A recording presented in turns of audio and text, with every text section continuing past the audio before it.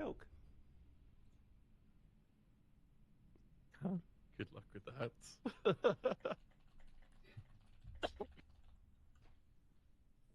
Right.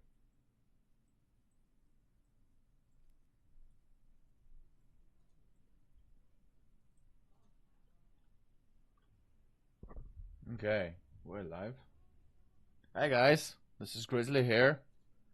Okay. Seems to be, we're just 2 minutes away from the latest live stream here from GGG, in which they're gonna, just provide us with all the details for the big upcoming patch. So this is basically live news of the latest related POE stuff. As you can see on my screen, it has been hosted by Darth and Gazi. I mean, they're gonna be the official streamers here, so I'm just gonna use my streaming platform, I'm gonna use my stream to comment on that and to react to it. So let's just enjoy and hear what they have to say, what they have to announce. Just watch and have fun. I hope, and I'm almost like, I'm 100% sure that they're gonna announce some good things. They'll share some interesting details. It's been 1 month since the early access of Path of Exile 2 has started. It's been released, and we've all been blasting a lot. I can actually still see a lot of people just starting, and the overall hype is building up, in my opinion. I mean, not everything is numbers. Yeah, I mean, more and more people are showing interest in the game, and it's something revolutionary. I can't say I have played all the RPGs out there, but so far, whatever I played, I could definitely say that Path of Exile 2 is like a god tier game, and it's been only the early access. I can only imagine what it will be like when the actual game comes out and when they release all the builds and ascendancies, ascendancy classes, all the classes, I mean, like all the characters, like the druid and the rest. So let's see what they have to offer and what they have to say. And there we go. Not gonna talk that much. I'm gonna try not to interrupt that much. If it needs to go up or down, just as a heads up. So let's see that being said, what the other people have to say there. And here we go. Muting mic. Hi, I'm Jonathan Rogers, Game Director on Path of Exile 2. Well, we're back from our break. We've been playing the game a whole lot, and we've been reading a whole lot of feedback as well. So it's time to assess and work out what we're going to do next. Now, later this week we'll be releasing POE2 0.1.1. This is a patch designed to address the concerns that we can address relatively quickly, without needing to create a new league or a new economy just yet. In this video we'll be going over some of the issues we've identified and what we're planning on doing about them. It's worth stressing that just because a specific issue isn't on this list doesn't mean that we're not aware of it or that it isn't going to get addressed. It just means that we either can't fix the problem quickly or we can't do so without the need for a new economy. One of the major areas that needs a lot of attention. Oh. I think there's some kind of problem with the stream. Is the base experience of mapping. We've made a lot of changes here. First, in-game maps have received a balance pass to the number of monsters, number of chests, number of magical rare monsters, number of essences, strongboxes, and precursor artifacts. You should generally find maps more rewarding than before. Maps generally specialize in one or more of these elements that they will be particularly rewarding in. Now, towers are a thing that's very important for players to run often, but we only had one of them. We wanted to add more variety here as soon as possible, so we've added 4 more tower maps. Alpine Ridge, Sinking Spire, Bluff, and Mesa. Yeah, so they're just redone the existing Lost Towers map to make playing there less boring. They're just making a summary here. We're now also spawning more maps with bosses. The rate was intended to be 1 in 4 maps, but in reality the rate was much lower due to some maps being unable to spawn bosses. We've increased the rate to compensate for this issue so that we can get the actually intended rate. We're also adding a new type of tablet that allows you to add bosses to your maps with its own mod pool. Strongboxes also needed some love. They now spawn monsters faster, have a less annoying fog effect, and have also received changes to the timings and effects of the mods on them. Now, let's talk about visibility of effects. Many maps had too much clutter, preventing effects on the ground from rendering, causing you to be unable to see and dodge them. We both changed the level of clutter on some maps. This is and what I changed some started, by the effects to way, make sure Warrior they're always Titan. visible. It's my first In character addition, there. elemental And this is my explosion second effects have had visibility character, improved. the Stick Airstrike around Monk. for longer before they explode, and It's disappear very without close to exploding what for it them looks or like surprise. here. Volatile plants are also way easy to see before they explode. Now we've also increased the zoom level on the Atlas, done a pass on various terrain collision issues in many maps. Good. This is We've good. also improved the load times of opening the world map and Atlas panel. And we also now show the biome of a map on the hover for it. Oh, okay, that's good. For other in-game content systems, This is we're focusing on QL, getting all big the rewards quality in of line with life. what they should be. For Delirium, we recently fixed a bug which caused Delirium monsters to just not spawn after the starting part. And we've also buffed the rate of simulacrums dropping by 20% to make it more okay. in line with the rate of finding the Expedition and Ritual bosses. It's interesting. For Ritual, we've made Omens now appear in the Ritual Tribute window 60% more often. So For there's like, Expedition, we've improved the rarity from the shops. We'll be wanting to make some more substantial changes to the rewards for this league later on. okay, but can they And one of the change major like the concerns that we're leveling often seeing is of that getting those to pay items? pinnacle content just takes Like too long. the item And level? when you do finally get there, you only get one attempt and don't get a chance to learn Because seems to the boss. In me order to that you can't get it up address to these date concerns, we're making the following changes. always. First, we're making the Citadel spawn closer to the center of the Atlas, and we've also Oh, added an why? effect so you can see them in the fog of war Oh, from further away. okay. This makes This them is much big. easier to find. Wow, To address the this is problem of only something having one that attempt, on the Arbiter of Ash, you will now get up to 6 respawn attempts. 6 Respawns respawn can only attempts. be Wow, triggered by that's the a person who lot. put in the keys, and everyone on your party will be respawned at the same time. Huh? Leaving the Okay. map still forfeits your attempt. Is you'll this still only get for both the person Arbiter, build you though? walked into the map with. Higher difficulties of the boss will lower the number of respawn attempts you get, but you should know the mechanics of the fight by then, right? Okay. Now, we'll also be adding respawns to other pinnacle content as well over time. Another thing that players have noticed is that there are less keys from Faradin Citadels on the market, and thought that it was because the Citadel spawns less often. It turns out, though, that this is just because the boss kills players more often than the others. We've made a few changes to that boss to bring it in line with the other bosses. A lot of people have reported that many of our unique items are feeling underwhelming. Uniques are often designed to be build enabling at high levels, even if they're low level uniques. But we realize that we do need to make sure that more uniques feel powerful when you first get them at low levels too. In this patch we are buffing a lot of uniques. These changes should make finding uniques at lower levels a lot more fun, and make subsequent character playthroughs more fun too, when you have some Okay. great uniques to use. Sure, but We're also changing a few other things to make finding rares better at higher levels too. First, we're changing mod weightings a bit to make sure that there are less bad mods. Another fix is making high tier really? items no longer cull the highest tier modifier of a given mod type. This bug caused bows and crossbows to not spawn with attack speed at tier 5 rarity, and rings to not spawn with life at tier 5 rarity. Another change we're making is to make it so that socketables such as runes can now be overwritten with another socket. oh, there you go. Finally. As we continue to play, we still This is find many big balance one, anomalies guys. with specific monsters or bosses that can be nasty if you encounter them. This patch contains a pass adjusting a large number of those monsters and bosses. We'll save the full list for the patch notes, but there are a significant number of changes here that should address many cases where monsters or bosses felt too hard in certain circumstances. Here are a few examples to get a taste of what kind of changes you can expect. The Silverfist Commander role now does a lot less damage. Oh, this guy. Plague lot of Bearers people- Detonate Dead can no longer be used from off-screen. A lot of as beta people tasks. died when they first encountered Forsaken him in Miners throw normal. less grenades, have improved visuals, and deal less damage. And Lost Men Zealots can no longer meteor you from off-screen either. So there's many other changes just like those. Okay, so it's One of the expected big and issues for reasonable players on changes so consoles far. is that the web-based item filter system is currently not working. There you go, guys. This means that they can't use Finally, item filters for like those PC of you who users play can. on console. The 0.1.1 You're getting a enabling loot the same system filter. that POE1 has, which allows GG. you to subscribe to item filters on the website. For now, this will be done on the POE1 website to allow us to get this feature out as fast as possible. Okay. Later on, we'll improve the user experience. Gotta of be this on the and put it POE1 Path of Exile 2 website, though. This is something we have to remember. This patch also contains a bunch of other smaller changes and bug fixes that I'm sure you guys will appreciate. Like buffing armor and scavenged plating. Showing the number of uses left in your charms, as well as an effect when they trigger. Oh. The Song of the Exiles. Fixing the music that Una was supposed to play in town. Oh, wow.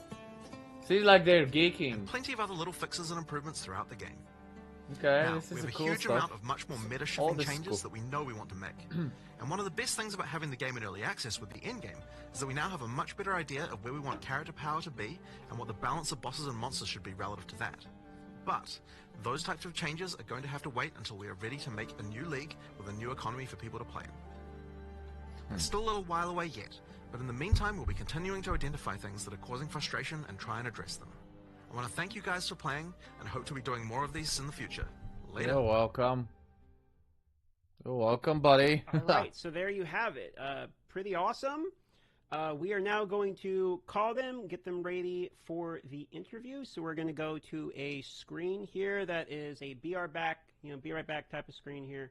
You will hear no audio, and it will just be a blank screen for probably 5-10 minutes at the highest. And now we're going to do an interview about what we just saw. So give us 1 moment here.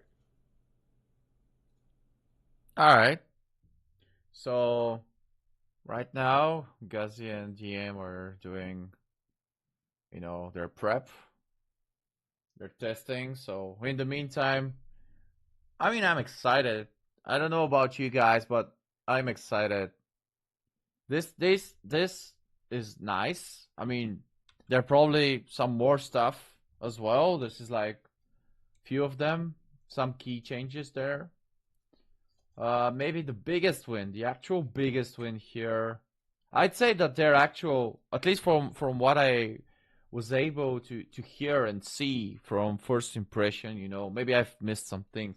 Sorry if I did that. I'm gonna rewatch it again and maybe make a video out of it. We'll see about that.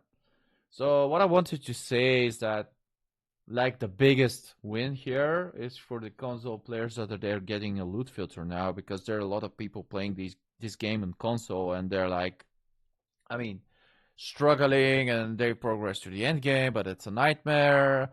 You can't really, you don't have a way to distinct the valuable items, the valuable currencies in game, so you have to, spend like half the time you're running the map and just going through the item labels on the ground and picking up, just choosing and trying not to miss something. So yeah, that was needed. That's good. That's like the biggest quality of life change for console players. Another thing that I'd like to point out actually is not just the maps layouts, like the end game screen when you can just open it and see your progress to the maps and everything that you can zoom out. But sorry, oh my god. So it's basically the way that you're gonna be able to see the citadels, because a lot of people, me included in this place, are playing a lot. We've done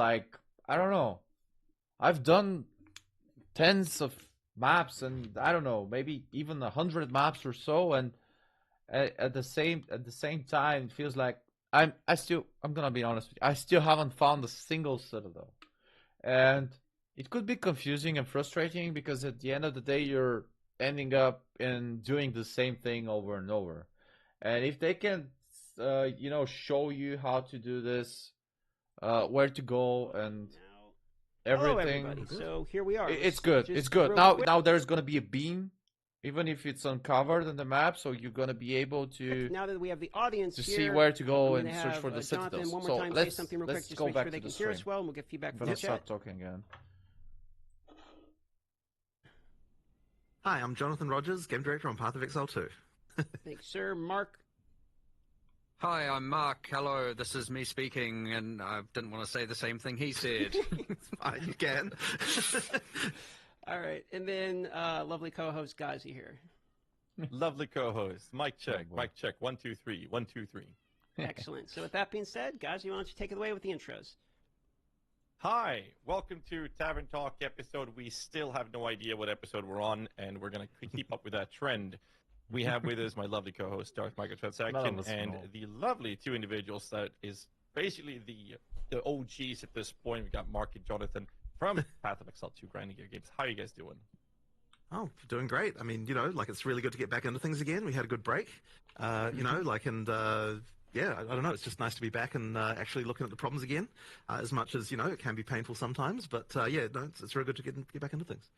Yeah, disconnected for a little bit, not too long, but just a little bit, and now back, which is awesome. But no, it was a long burn last year, so it was good to get a little bit of a break over that Christmas. But yeah, lots to address, lots to change. Excited. It Awesome seems to hear. it seems like with the break, you guys still managed to get a lot of changes in from the review video we saw. It's fairly substantial, so that's exciting. I mean, that is for the most part just stuff that we did, like last week and this week. The maps, the extra 4 maps, some of those did have some work that was done a little earlier, but for them because we knew we needed more towers and we just didn't get them in. But pretty much all that stuff is just stuff that we're just doing last week and this week. Like we try to move fairly quickly when we can. But yeah, the thing now is of course going to be like. One issue we kind of realized we had is like, okay, how much do we concentrate on fixing problems people have right now, and how much do we concentrate on like the next big kind of content patch? And so that's like kind of the tricky thing we have to maneuver around at the moment. And I guess my feeling is that so long as there's like big problems that are causing people to have like a bad experience, I kind of want to make sure that those get addressed as soon as possible, at least where we can, so that we're making sure that things are in as best a state we can, like some kind of point of stability, so that we can concentrate on having the larger kind of like content patch after that. That's great to hear.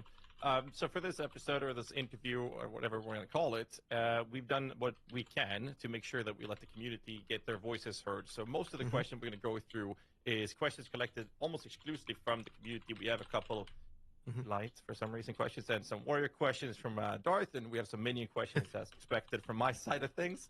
But most of the questions will be taken from the actual community. So I'm just going to kick us off so don't waste anyone's time. And we're going to start with a question saying, which of the changes that has been showcased was the team most excited to be able to announce?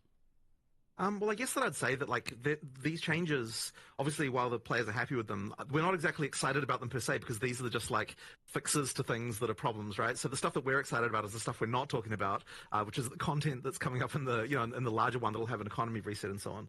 So there's obviously a lot of stuff there, but for this stuff, it's just like really like, okay, what can we do to make sure that people are having a good time? That's kind of the main thing I would say. Yeah, which is exciting in its own. Sure, to see how much more we can improve, how many people having a good time. So. Yeah. So that's good, but yeah, really is like there's no one thing there where we're like, oh yeah, this is the amazing thing. It's like it's all just like, let's make the game not suck. That's kind of our main goal. So Right.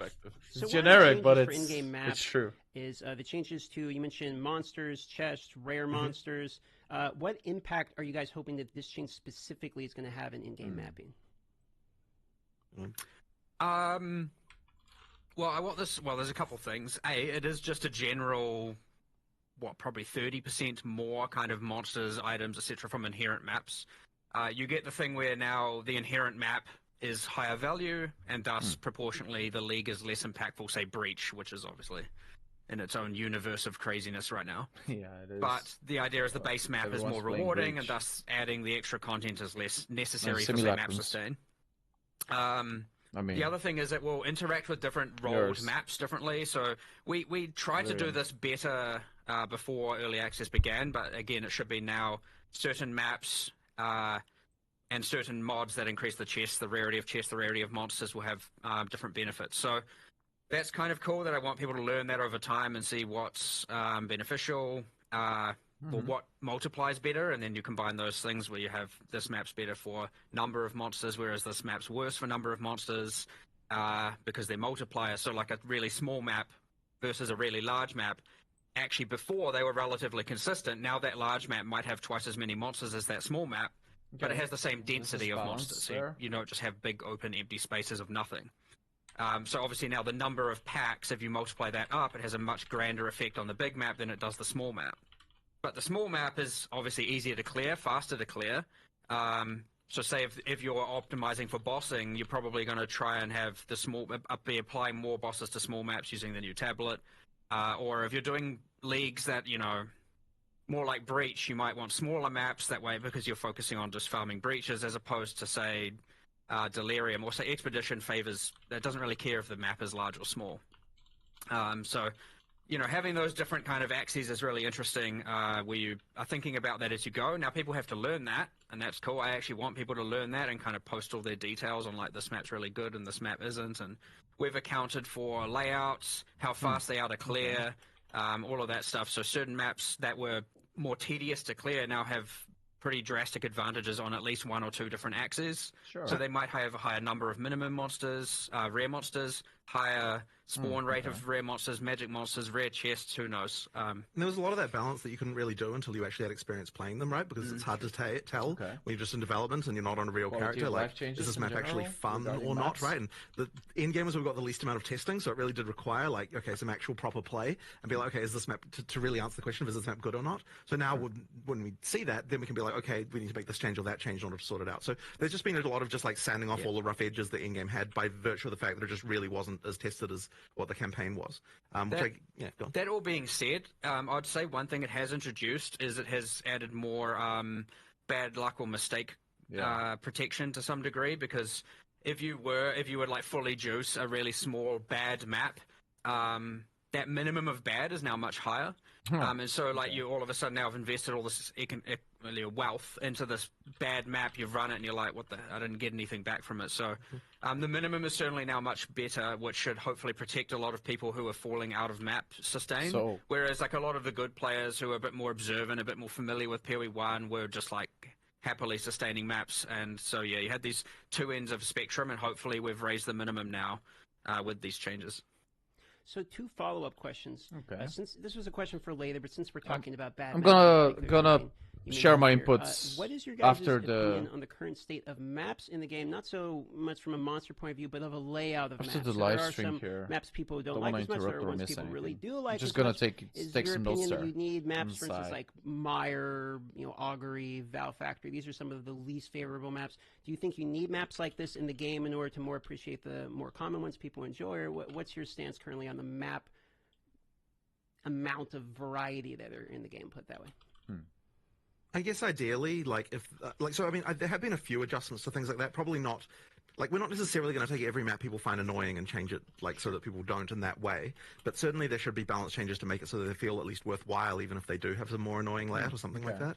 So I mean, I assume you feel the same way about that. There's some standout things. Like, obviously, you shouldn't have the levers that you just can't dodge roll out of and you just die, or the levers are just spawning burning ground on them, right? Obviously, this stuff is just objectively wrong and objectively bad, and that will be fixed. Okay. But a lot of that contributes to, like, this is the worst map because you'll go pull a lever and die while doing so. And then there's the ones that, yes, are just, like, inherently worse layouts, especially for certain builds.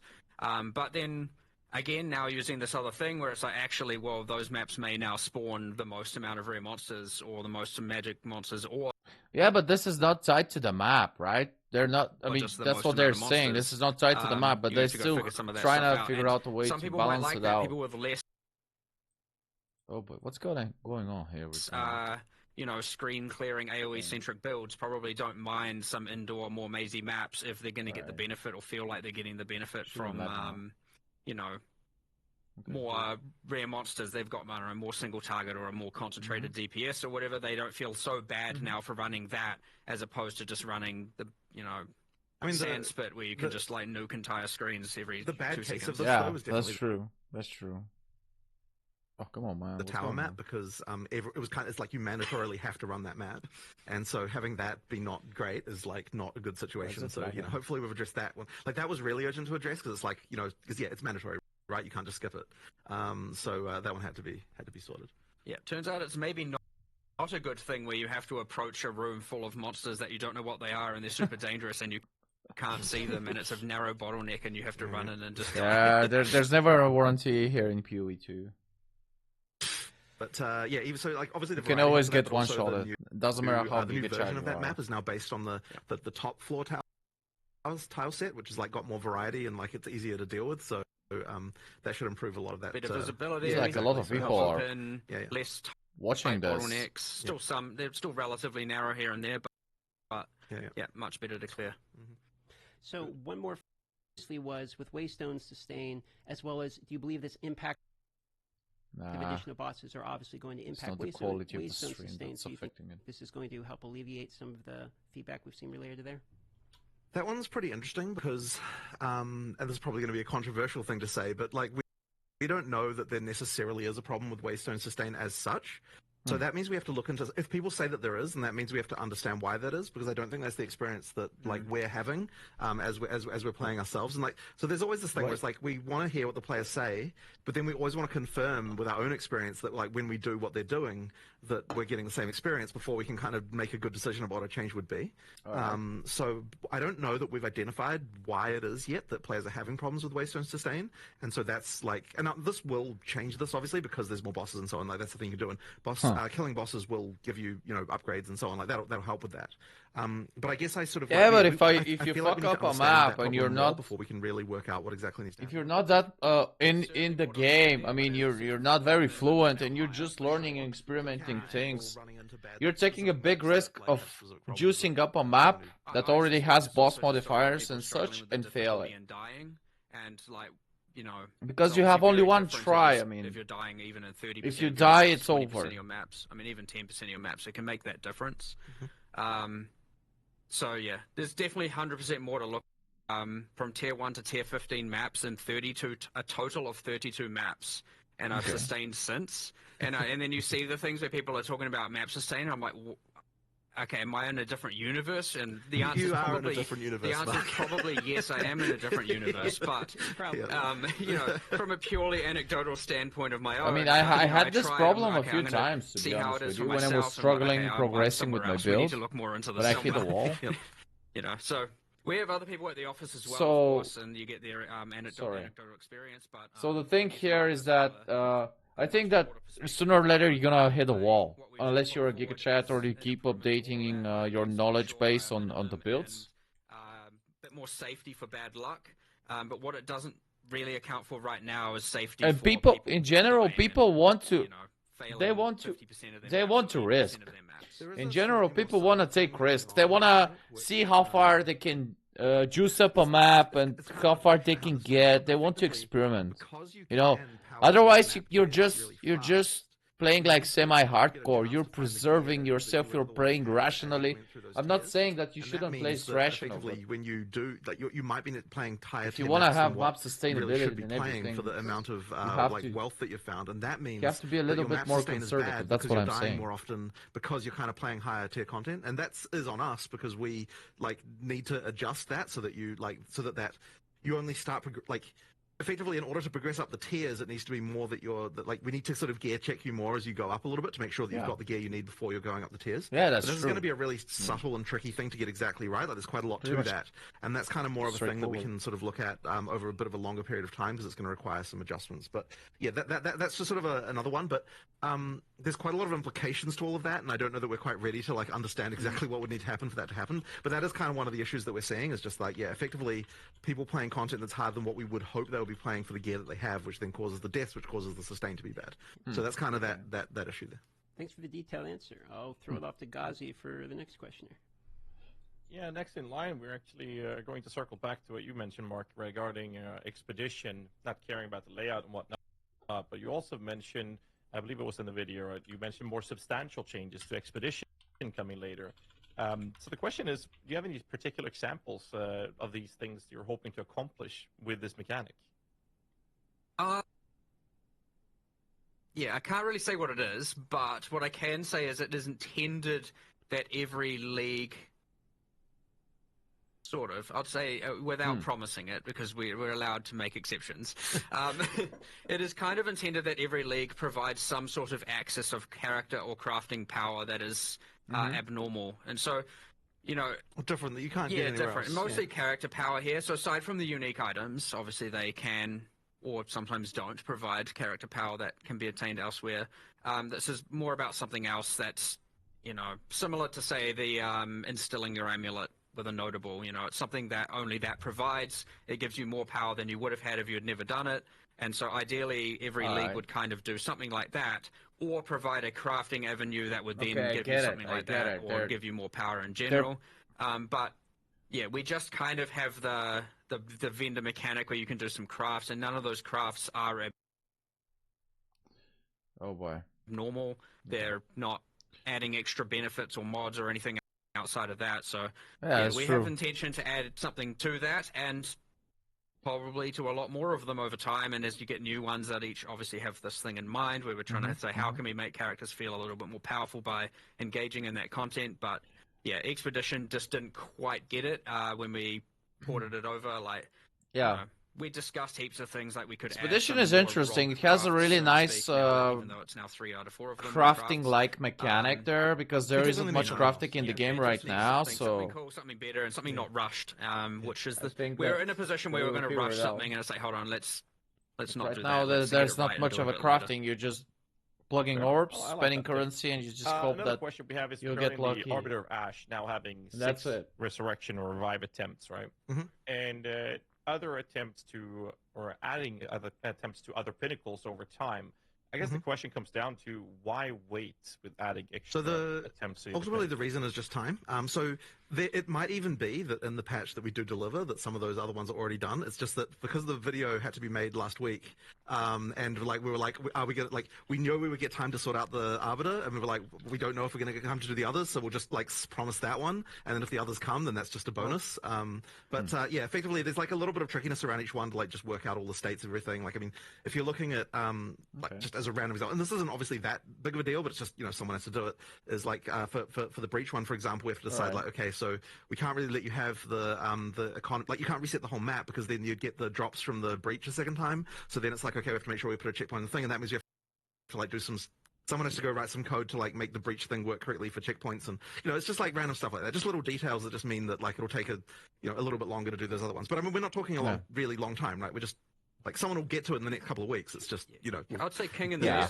King in There's the always going to certainly be done because it's an isolated boss fight in a room with nothing else going on.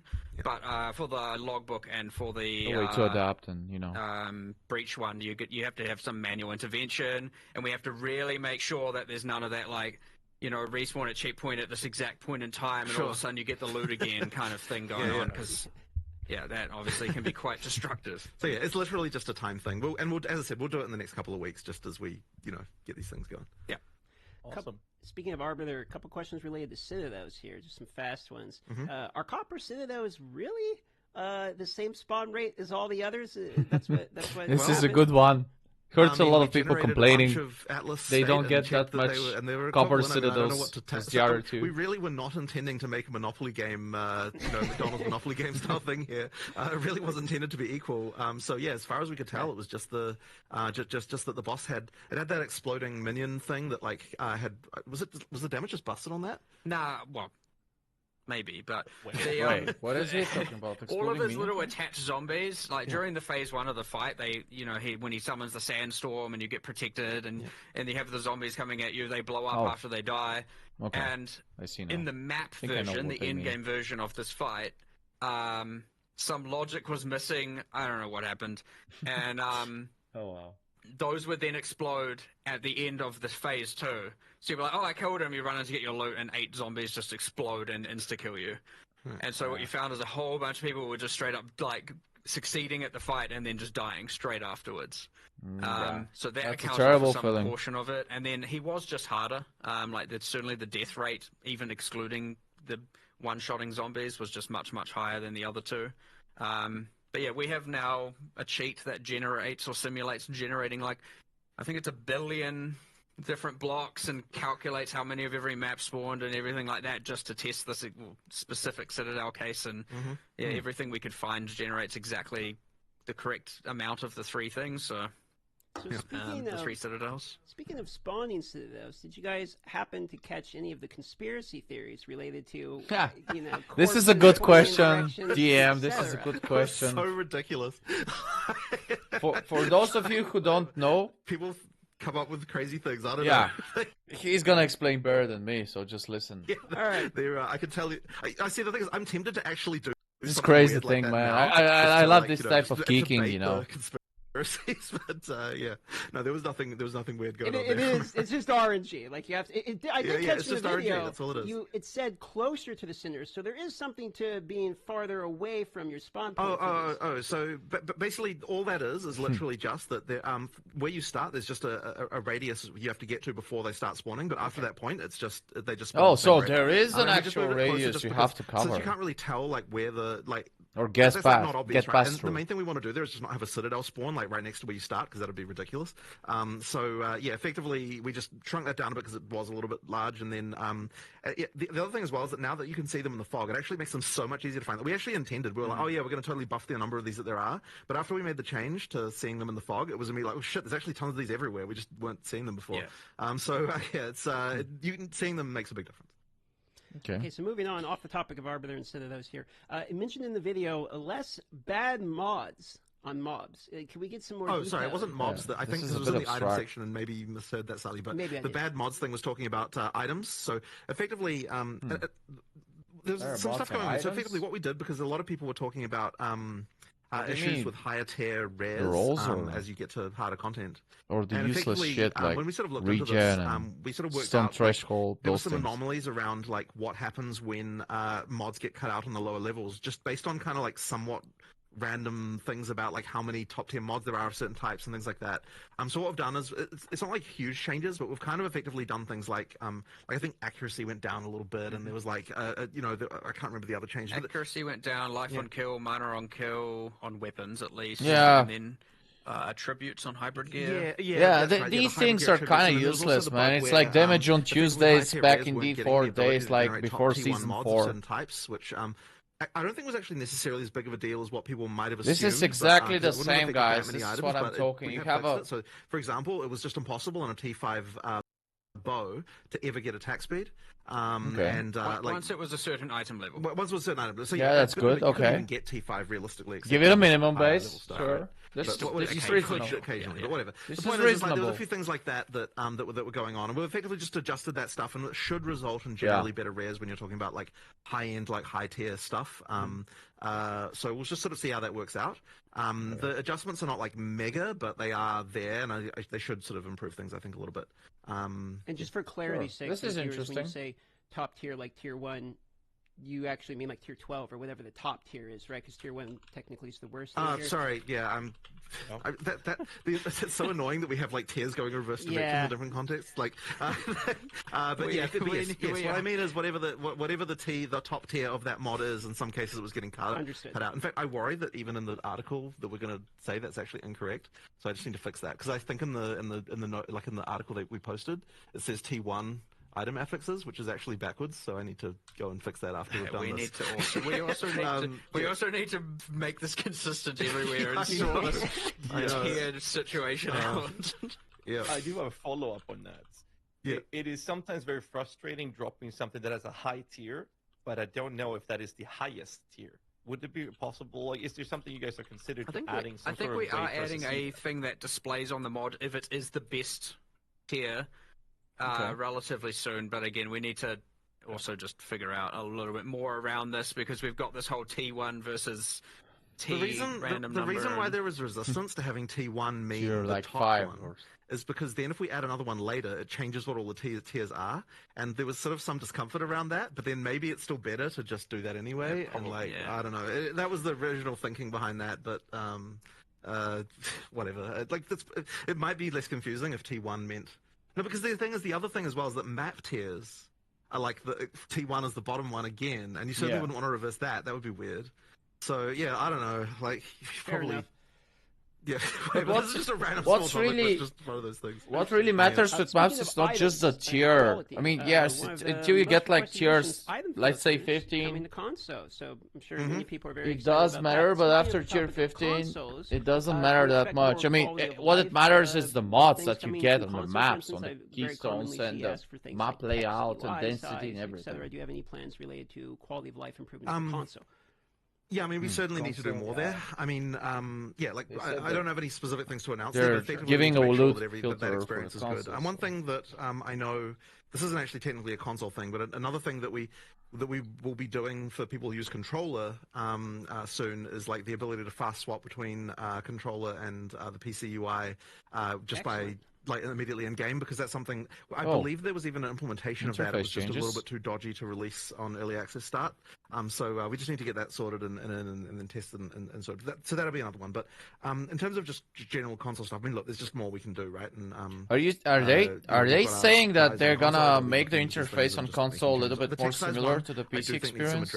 What you get on PC? There's kind of a lot of things all through the game that need like futzing around with, so that I definitely appreciate that, and like part of that is literally because when we're in the, this is kind of bad, but it's like in the studio we literally have like a big screen and the couch that's near it is like relatively close.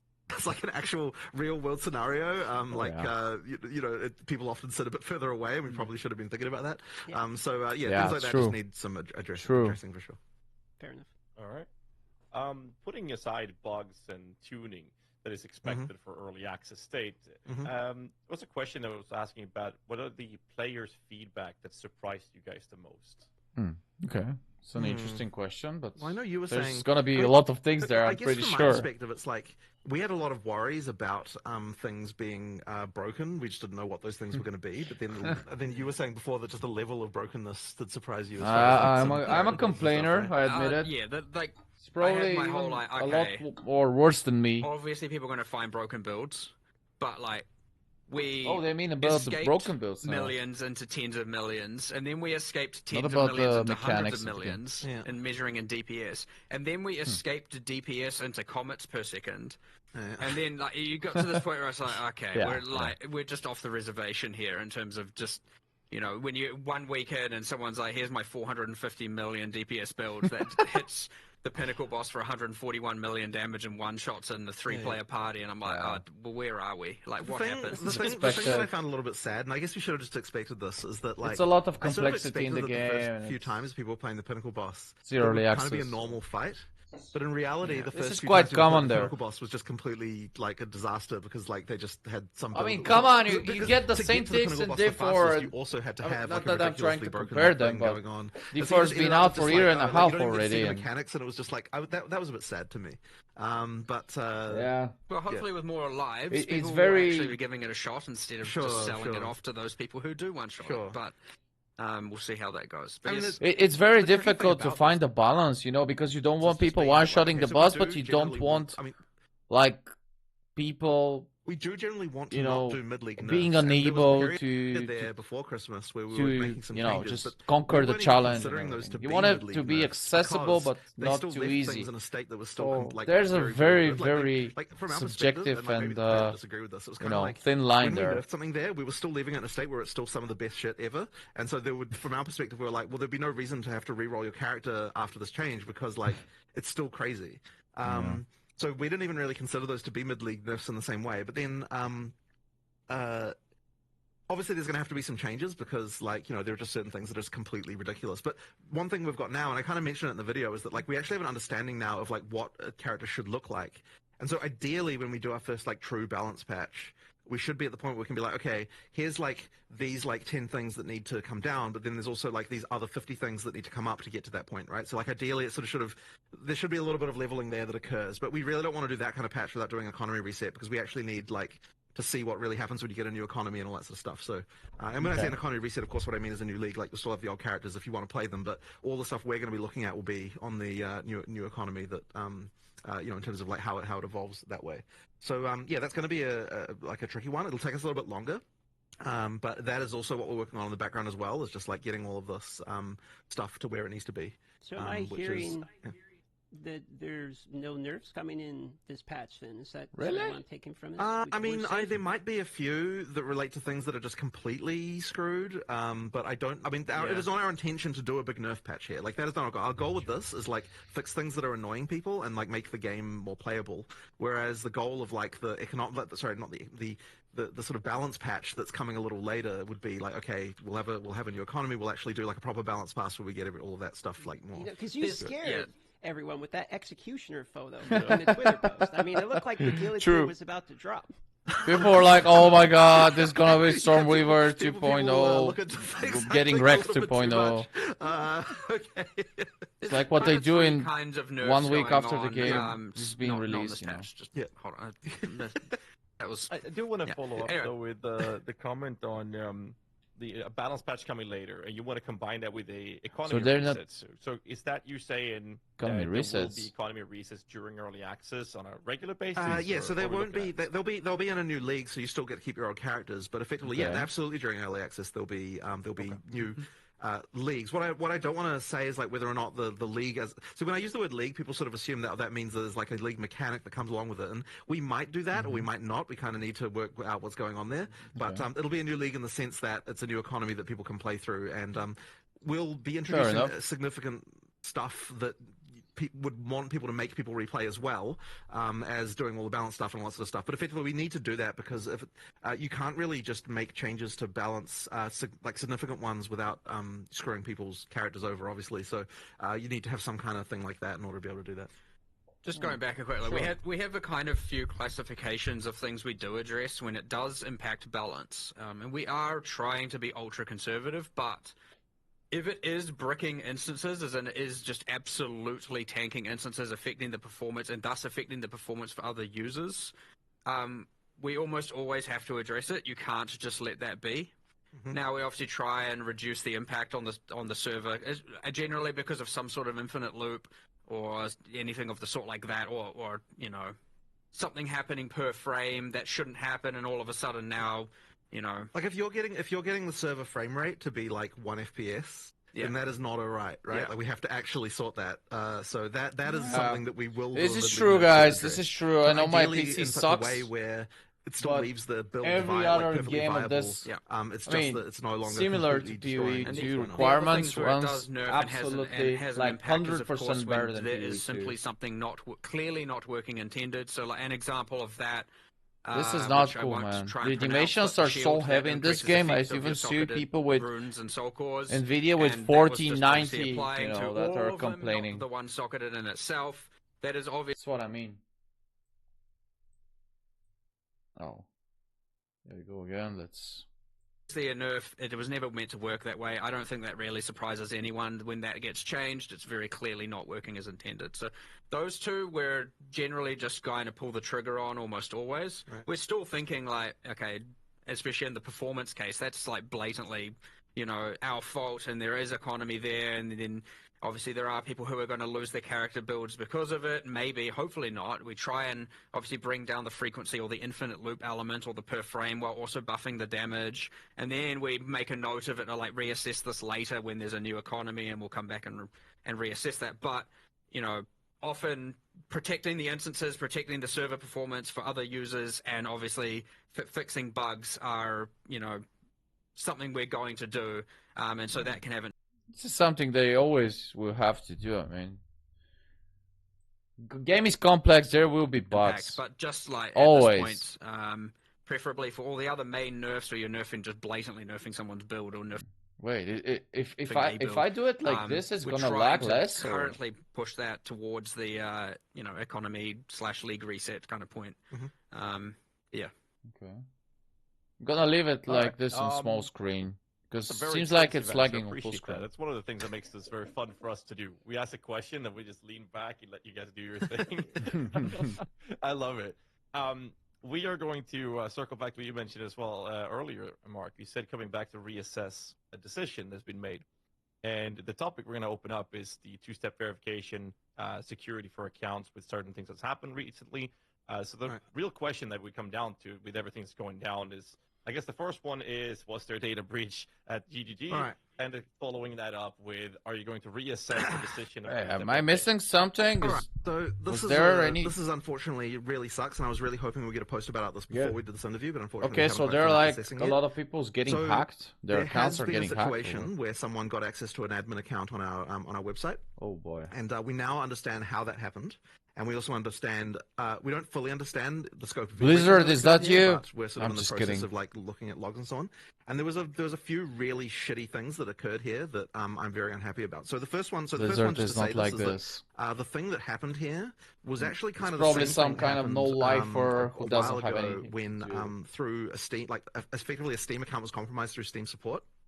So effectively what happened is one of our administrator accounts had a Steam account associated with it, and this was a Steam account that the person who had it attached didn't really kind of know. I mean, obviously they could have checked, but like they didn't really consider the fact that this was like this old Steam account they don't even use anymore was attached to their admin account.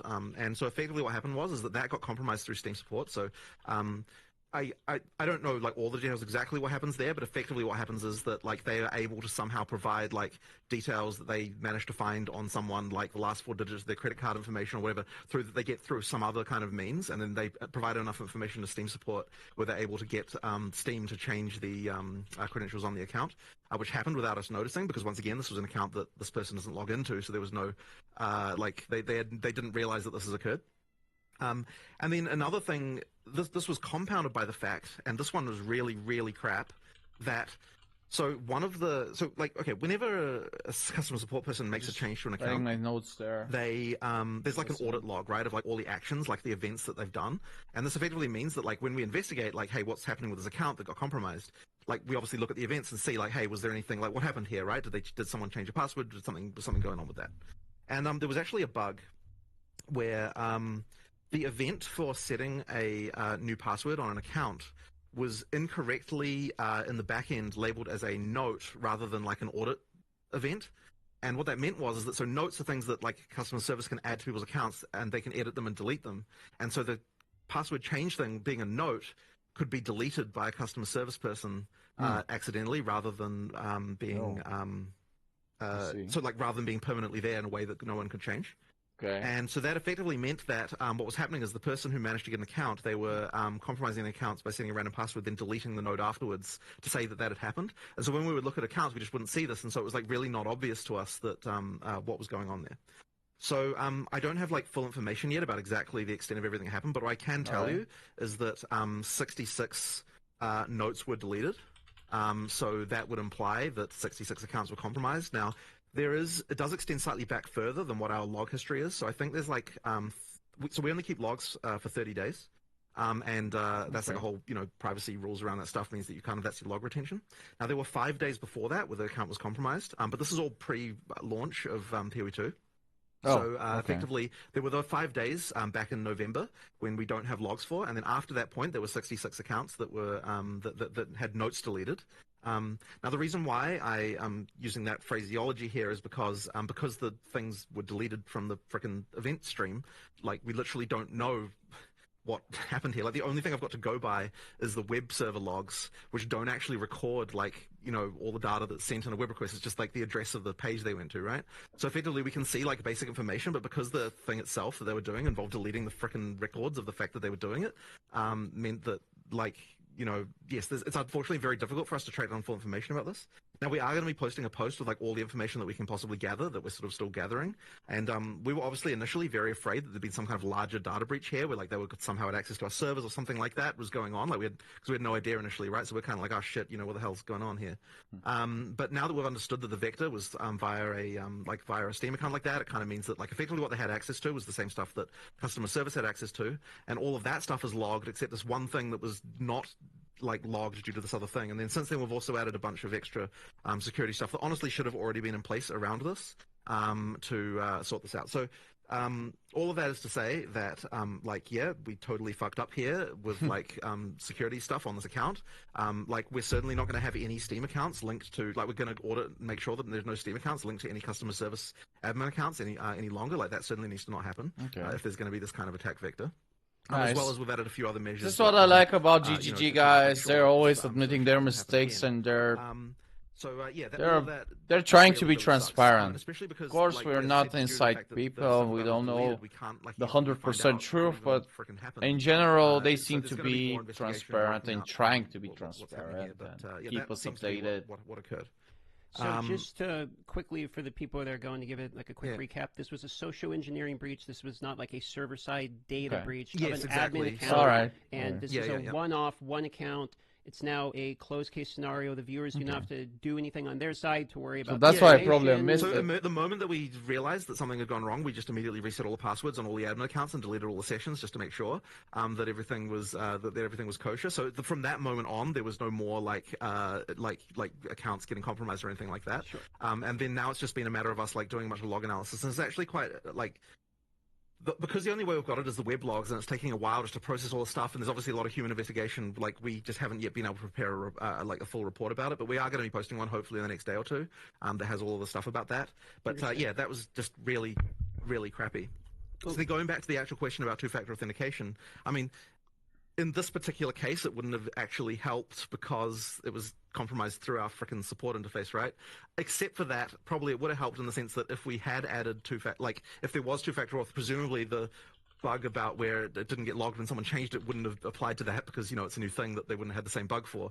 So I suppose it would have helped in that sense. But yeah, like that's the thing with that. So then talking about two-factor auth. So first of all, I'm completely not against two-factor auth in any regard.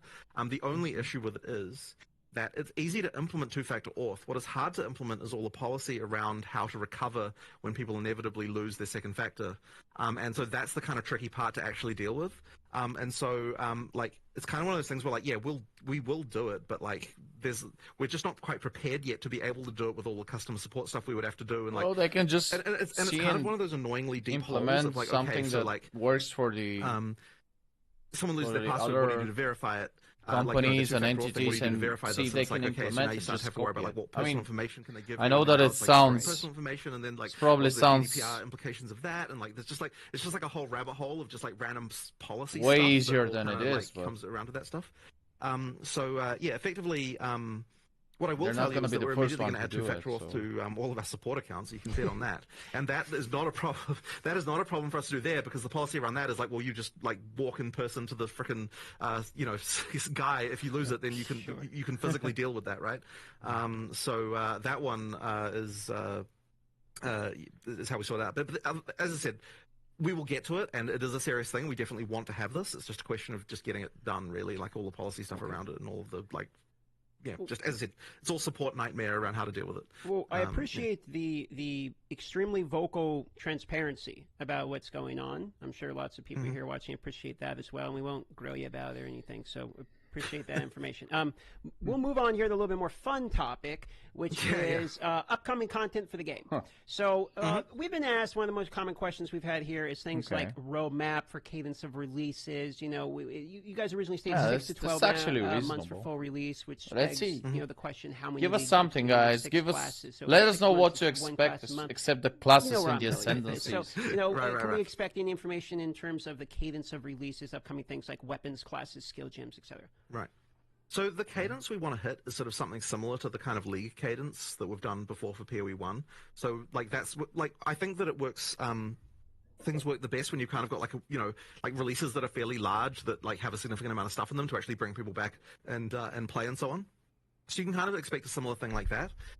For the actual, like what is going to be in each release, obviously I'm not going to talk about that because, we'll save that for the live stream and all that sort of stuff. But effectively, yeah, I mean, like, that's kind of what you can expect.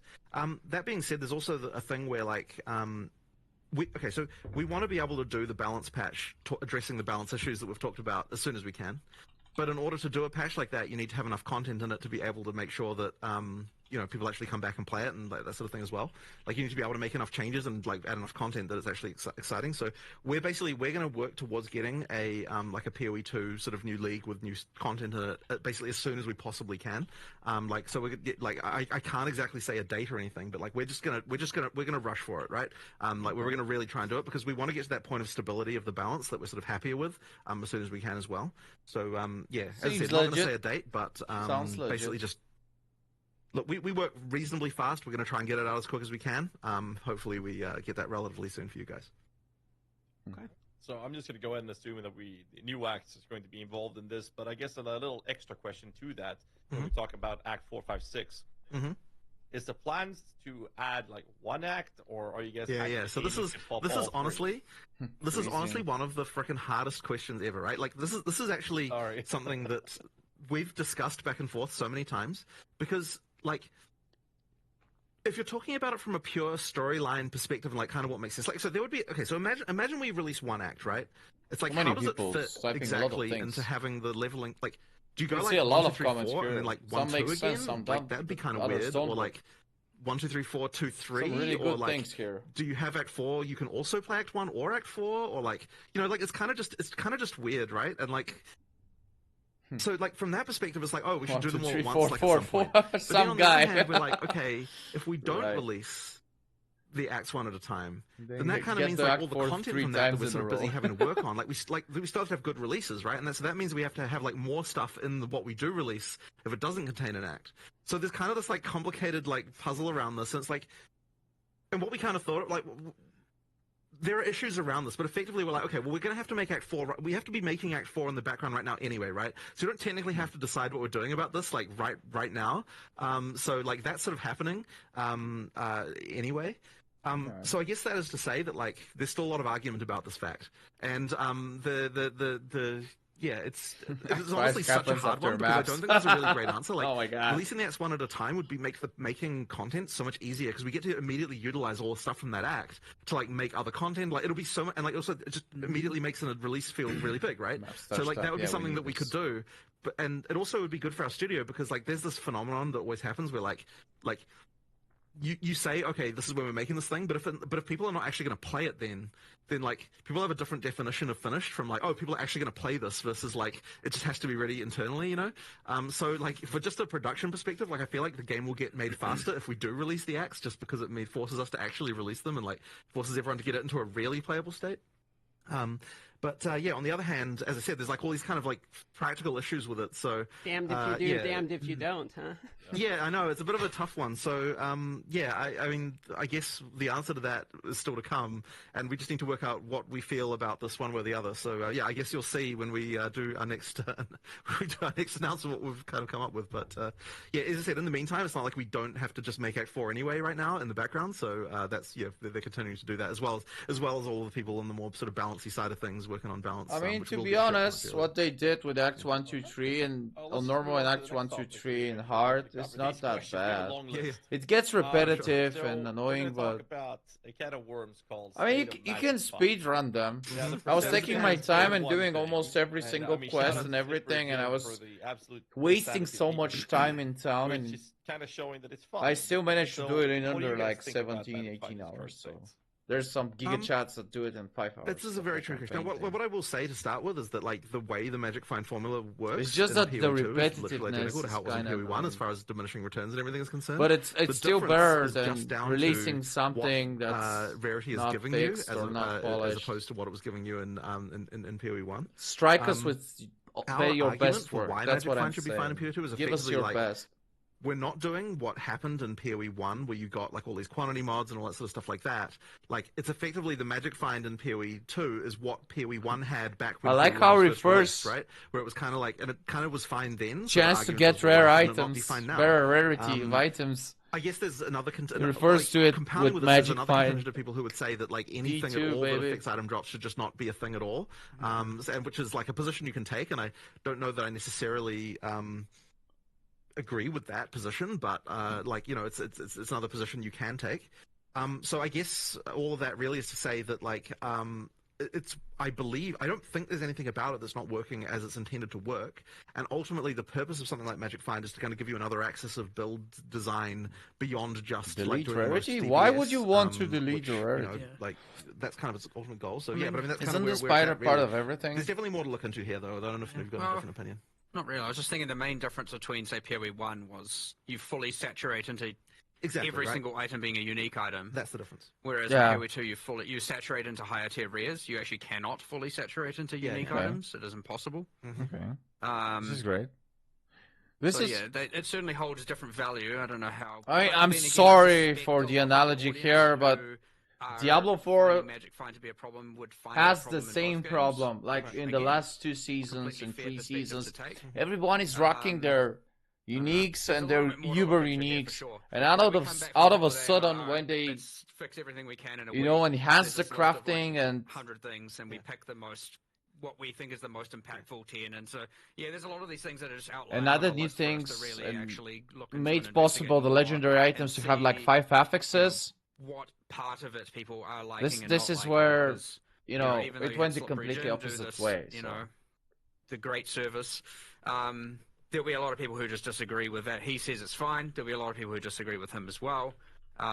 So yeah, we just need to look into this a bit more honestly to get a better conclusion. But personally speaking, I don't think it's a problem currently. But I might change my mind as well upon reading all of this and looking into it more. So we'll see how it goes. A follow-up. I don't know if you. Okay. Oh, sorry. Uniques are pretty crap. I agree. you Like go for it. 95% So of the a follow-up uniques to in this this is, game okay, are so the state completely of Magic useless. Find Even is a if you don't question. have any loot in the Specifically, beginning, you're do you have a belief most of on the how you things believe you're it's gonna influenced wear, the even economy? in I'm the seeing a lot beginning, of are comments rare sometimes items. when I'm live, people like There are Magic very finds few the reason uniques that inflation's are the thing, actually etc. useful. So what is And some of them are guys' bugged. belief in terms of how much Magic Find is actually making an impact in the current economy? Actually, there's another difference from POE1, actually, of course, is that Magic Find now increases the tiers of currency you find. Yes. Tiers of currency you find. I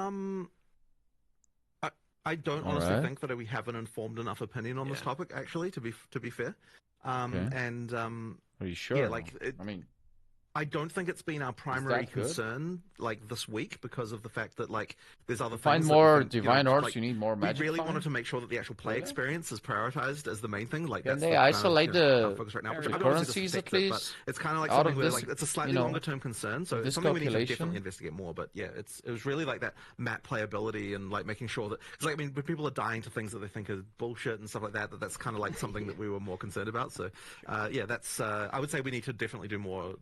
We need to form an opinion about this before we can say more about it. I think. Yeah. How about I phrase a question like this then? In POE1, item quantity was removed, which affected currency.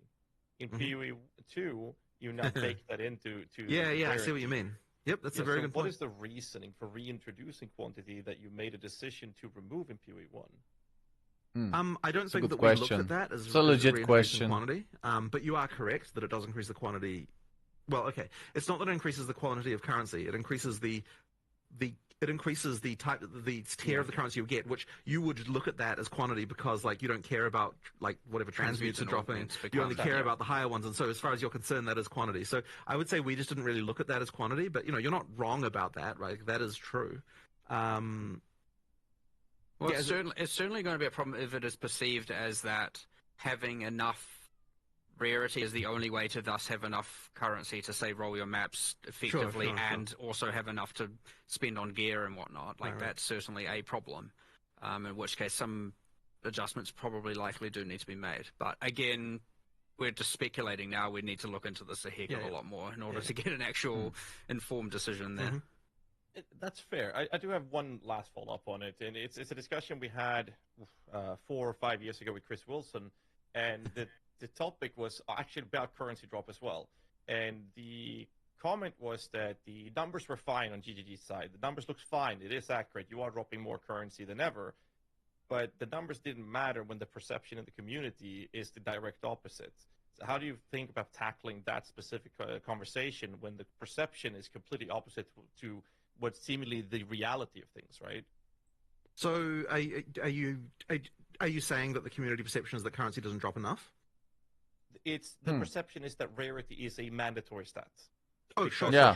No, Absolutely. yeah, well, absolutely, right? Like, look, if the community feels that way, we should absolutely look into it and do more about it, right? Yeah, Like, I mean, but it's not bear fair. in mind that, I mean, yeah, I sort of often say, you know, like when the community has a problem, this is an invitation for Let us me to hear understand the Jonathan problem here. and then for us to address it in the way we want to address I'm it. gonna tell And you that what way I isn't necessarily exactly what the want to community say is here. saying, but it's just effectively like, I do want to keep doing things until the community is no longer unhappy about it. But that may not necessarily look exactly like in the form that they're expecting, if you know what I mean. So yeah, we have to look more into this. That's absolutely the case, right? And we can tell that because of the fact that people are unhappy. So yeah, we will look into more into it. So, speaking of unhappy, We're going to get into State of That's what I Mages wanted to slash give an Instance example as the here. next portion D2R, of for the example, questions here. Diablo 2. So, Your magic find does not talk about affect Warrior what kind of Maces. What is your runes and guys' currency feelings you're gonna currently get. on You the know, State of gold. Maces? How do you I mean, want gold is mace another skills in category, particular but to function that can be in Path of manipulated Exile by 2? you. Obviously, But in there are general, you fast can't times, movement of mobs can be very quick. control It's not that much interrupted, the auto drop pull rate free and as the well. Next tier. thing you know, it's Most severely reduced, importantly, like, the attack speed tier in and the game. quality Other of the things are more or items less that you're Warriors gonna in a get. position where a lot of people feel like it's The probably value. too slow for the current in-game. So maybe play, they but the have to Warrior feels like do maybe a the first separate class design thing division there in for the POE2 currencies at was least. I mean, it's fairly not slow. fair So, what is your guys' response as to the to be state of limited of mace getting skills divine drops and if you're a where would you like to rarity. take Your it? magic find is 0. Well, our first come question on. I would have It's for a you is, currency. do you think it's a problem during campaign or only in in-game? I would say it is more specifically a problem in an exponential ramping as you continue the game until you hit a point where there's pinnacle bosses, and then you can kind of one-shot pinnacle bosses with some of the setups currently. So there's a mid portion of the middle to later in-game in which it feels like a problem, specifically because you have things like volatiles that actually track you, and if you stay in position, you're heavily punished. So it seems counterintuitive to the design of some of the mobs. I do think that there is a problem in game here. I'm not exactly sure what we need to do about it yet, though. I'm glad to hear you say that it's an in-game issue and not a campaign issue, because I have to say that my experience playing Warrior through campaign is actually that it's fine. But I did hear a bunch of people talking about that as if that was not fine, and I think that it is. Like, I think, or at least I can't reproduce the issue during campaign if that's the case. So really, it is more of an in-game issue, and I don't know that I've got a solution for you right now. But it's. We do need to, like, once again, it's one of those more subtle things that we need to look into, and I suspect that the big balance patch will be looking at that a lot more. There is something about the Warrior that doesn't scale in the same way that some of the other classes do, I believe. True. But that we sort of need to understand what the other classes end up That's looking why I like as well. started a the little bit game to like understand that as handicap, man. But Even though I'm a I noob, don't know if you've got any more different. I don't know opinions what I'm. Well, I mean, didn't the know what attack I'm speed is a doing. big part of Didn't it, right? follow You builds obviously in the have- that is beginning, but a multiplicative axis that every other that's cast why speed or attack it's. speed is a multiplicative axis every other, or I Now guess that I'm on my monk, Comet's it's trigger speed so much that every other easier class is getting, to and crush, the Warrior just to dominate. has a deficiency in that. And even if you were to get it, yes, obviously there's the fixed attack times which don't scale. It's probably a combination of those are too punishing, or there's too much of them, and there's not enough attack speed available. Yeah. It'll be somewhere Warrior's in that so region for clunky. sure, where we have to make some adjustments, and it probably won't Warrior's even be like that doing drastic this to get it to feel right. and then And strikes. of course, like, it is easy to compare it. You can be to, CC'd especially, 10 times I know or you get, said more if like not getting late killed, mid you know. to mid in game thing, but like when you look at the like top end, it's very easy to compare it to the absolute insanity that is, like, you know, Pillar of the Cage God with Hoa and all of that, which is just ridiculous right now. It's very easy to compare it to that and be like, well, Warrior will never be viable. But there are also a lot of quite good end-game warriors that are certainly being played. And, There are. There's some you know, bugs I don't as want well. to certainly make it seem like it's There's some completely bug useless. builds I there. mean, people using maces, not just people who are doing it for the ascendancies. Karn's a notable example. Yeah, they He's kind of level limit you 99 the in playstyle, SSF, but he's though. having used the Herald of Ice tech, Most which broken is very builds highly are exactly with speculative two-handed to be maces. nerfed, right, in order to make it feel good. So while I would agree there's people that are doing it, I would also argue there are people that are doing it They as can tune it masochists, up a in bit. order They to can be like, balance I'm a things warrior, out. I'm Maybe gonna do it the end regardless. result won't be that efficient. But there are especially also when others bossing. maybe not that advanced and not that far up in terms of her level. But yeah, sure, understood. But they Like, have it's to give certainly it on a the weaker boost, at end least in the end game, beginning like, or the without early end question.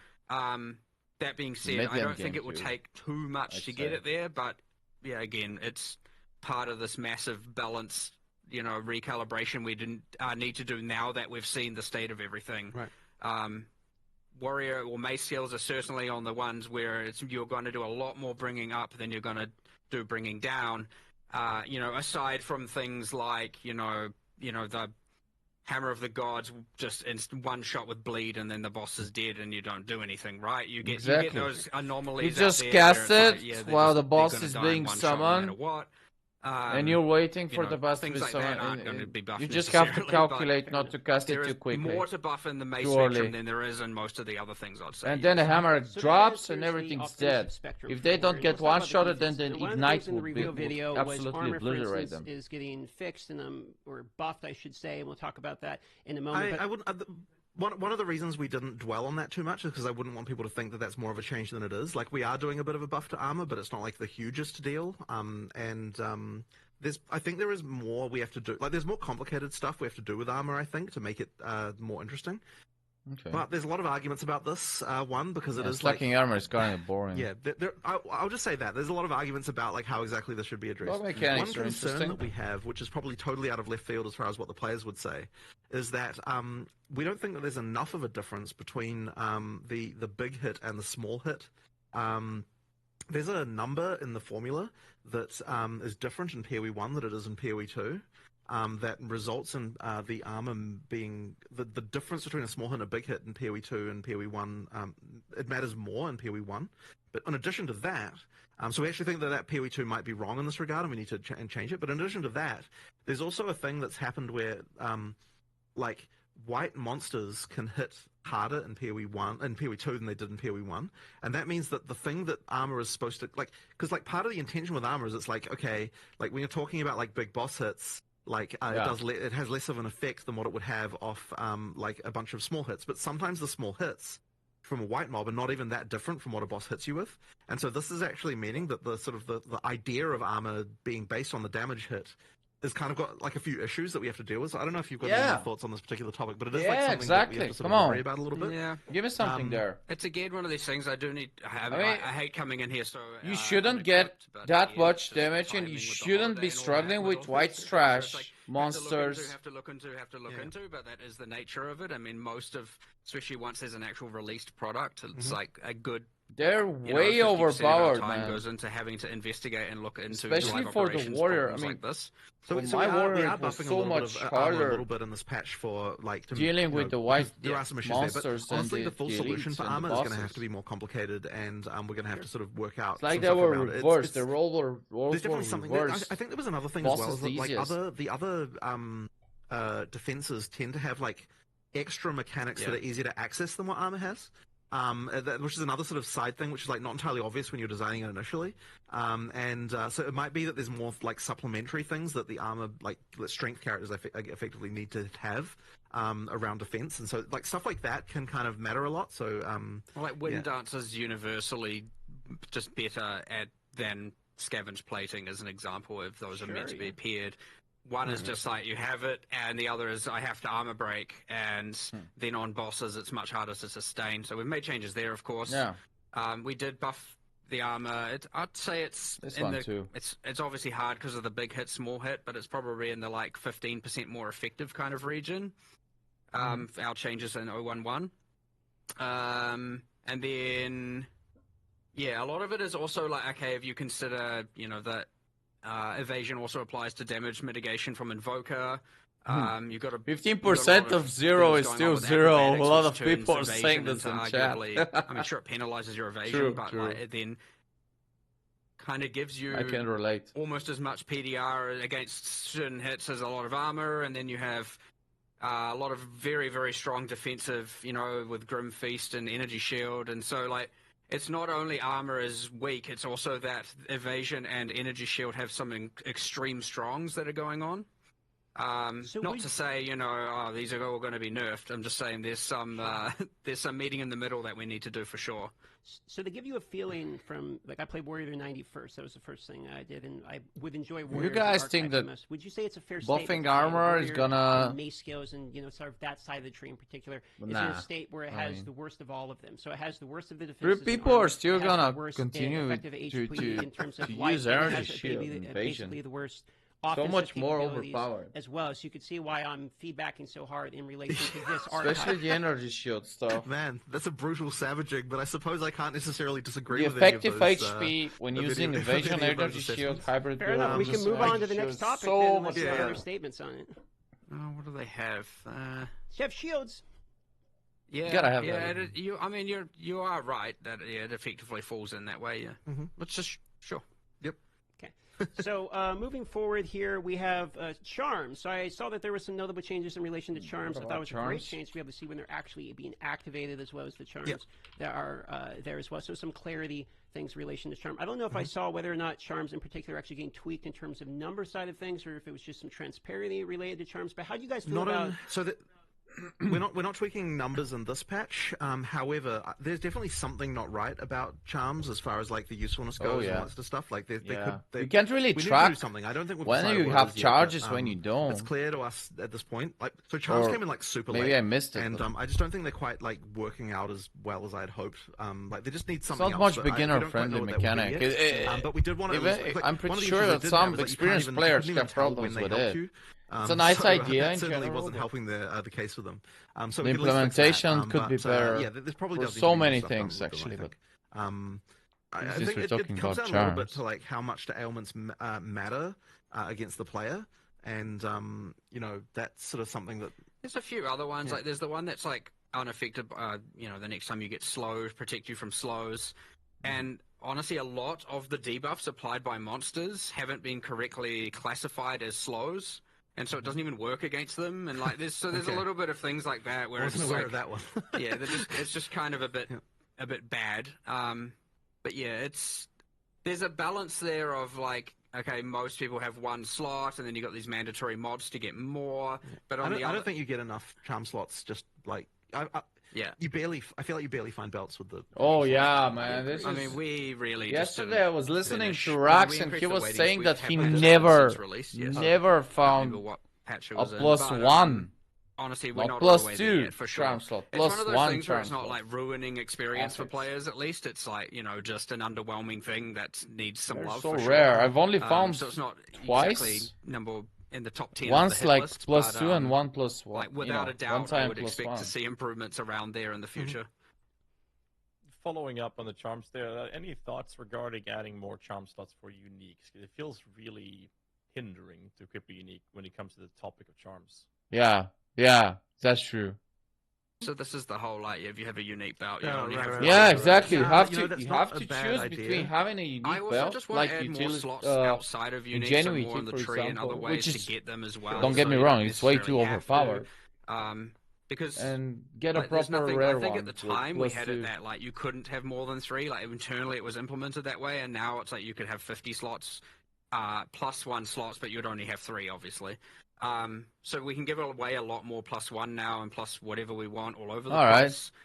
So But yeah, Alright, I mean that is rip- a way. Yes, that some rip unique should plus have it, two and probably charm slot belts. more on the, The tree. economy's more going in down other for ways. these. They're gonna be have a look at it, not gonna but- be that rare now. Yeah, They're gonna be there's more no harm in common. it now, at least. I guess this is what Alright. they're saying. We're going to move over to another topic, which is, speaking of belts and trading unique belts, for example.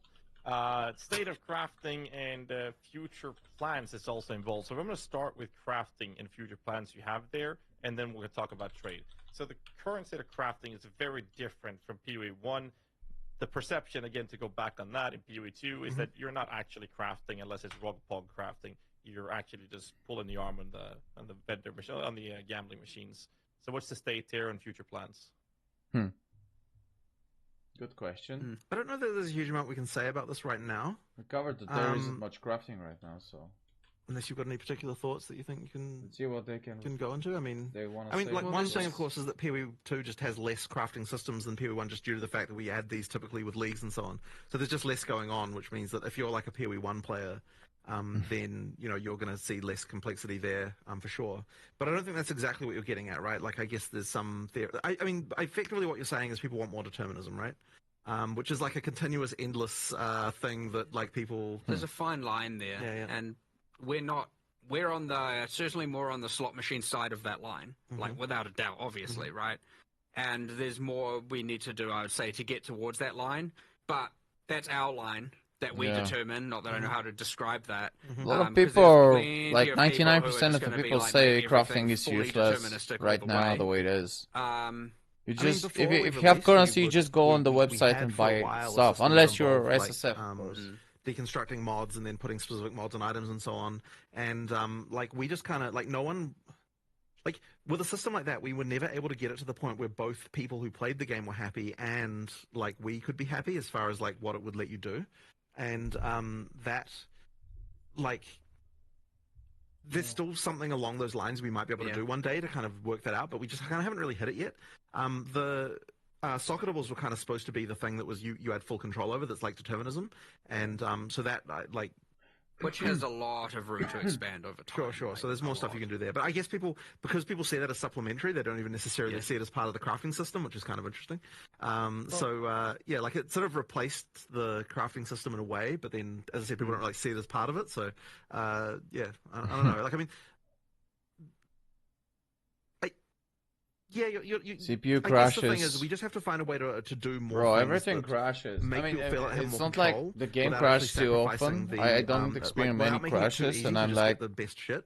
my Which PC is obviously always the concern, underperforming like a making lot. sure that there's still enough room for Also there to be streaming, items there's a that are lot of significant, encoding like, that are power better that than I other need, items. but So I mean, yeah, that's kind of where we're at. I'm kind of relieved that a lot of people are It is complaining. important that to make sure as we But at the add same time, I more don't of see this much determinism, we'll get crashes. towards that line, You know, that many we crashes don't then there. just immediately devalue all The game item doesn't drops on the run- ground, right? Because run that creates a smoothly, different but problem when that now all of a doesn't sudden you mean don't really care it's- about what it's you're crashing. finding, or you're only caring about normal items you're finding, or you create a different problem by doing that for sure. And there is an argument, certainly by people internally, that POE1 got to the point of that being a problem, where you no longer cared so much about what was on the ground because crafting would always get you something better. Yeah. Like that is a concern for sure. Yeah. But yeah, I guess that's kind of just our overall, just like nebulous cloud Kinda of thoughts on this devalues matter, everything. without really getting into too many specifics, I suppose. Yeah, I mean, I guess Seen you a know, lot I of don't know if you've got people anything else to just Well, that say, running being but- said, around if we add picking some more, currencies. we're adding They something don't to pick Expedition, up we don't any know what it items. is, They're or not necessarily, excited. or They what don't it will hit. do to the Have thing. this You know, dopamine and then hit adding from you know, mapping. what I would say, greater essences are too rare right now. And what else is there in there? I guess like there's certainly room to expand on the Omen system to do more there. Of course, Yeah. people would argue then they don't want that to be the core crafting system to be gated behind Ritual as opposed to Core Drop, which is then another consideration to make. And you get this cascading series of questions and stuff we need to answer, of which need to think about it more and look more. But yeah, certainly there is the feedback of like, the crafting is too slot machiney. It is. Is something we're listening to and we have seen, and it is. I'd say that is more towards our top 10 list of things to discuss and solve sooner than later. It's like you're entering a casino. Deterministic crafting is always something that's Like, very sought after. 99 out of But 100 I times feel you like, don't get shit. I might You be out of actually terms here, from my own lose, personal perspective, I'll say that. This is It's what not crafting a lack of in deterministic POE2 crafting is per right se. now. It's lack of You're gonna options lose. to I craft mean, with. there's slot very, machine very crafting. few We have that lucky in people POE1 who as got, well. It's called Exalted, something and whatever we're doing with the items. really good It's out not of crafting. deterministic crafting. And Yeah, investing exactly. their Harvest. exalts It's not or deterministic crafting that's chance lacking. It rolls. is options to do something with the actual items. Because right now you drop an item, and what you can do is annul it or exalt it, or you can pop some chaos orbs. And the meta crafts, which are behind the omens, that's a different topic, which we're going to tackle in a bit here. We talk about trading. But the crafting has less to do with deterministic approaches, but rather giving us options to work with on an item to make us actually craft it, even if that means RNG and then slam or something. Right. And if that's Exactly. the case, Gaz then more is content will 100% get you right. because that will just that will solve itself over time. I'm with him. Because as we just add more stuff with during him. early access, there's just going to be more and more of those kinds of crazy systems. But we'll make sure that, like, I say over time, it's not like there's something inevitable about it for sure. But because it is a bigger problem now, we would make sure that we try and ensure that as we're adding more content, it is leaning towards adding more options there and solving these problems that people have. As opposed This is to an just interesting like, note we'll here do from the something cool dev. and maybe it doesn't. So we'll have a lot more problem solving, designing, content. just created by put the solving live stream on the problems as background opposed here.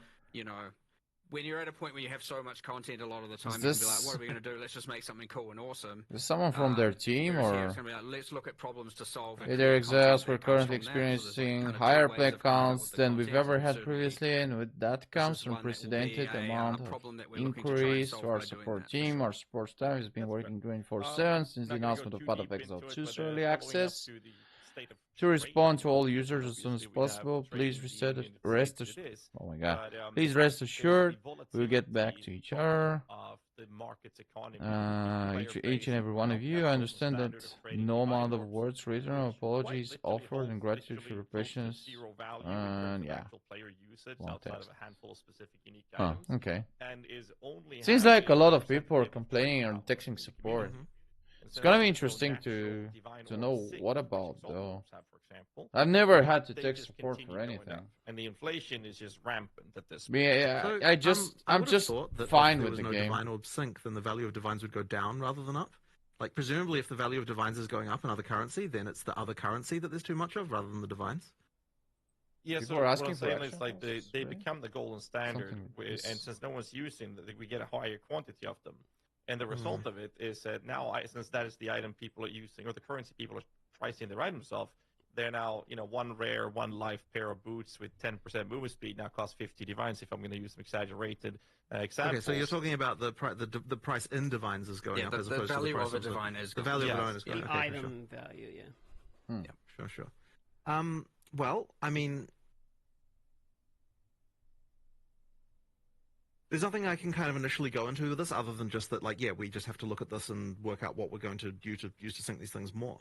The intention This is an interesting one. with divines is that you'd sync them into making, like, if there's enough, like, things where you want to reroll mod values on, which, like, is Yeah, uniques, but ideally. who's using their divines, The man? Come implication on, of this that is is a that there are trading uniques that currency. people wanting to roll You don't. to get good values on, right? If I'm you use a assuming that's divine, what you so not either enough. Yeah, well, I mean, we don't know what we you're don't have doing, enough unique obviously, and items. you're a For new sure. player and doesn't have the knowledge, or you either a giga chat who has everything, and I mean, yes, there's not enough. it's okay spending whatever they want because they have everything.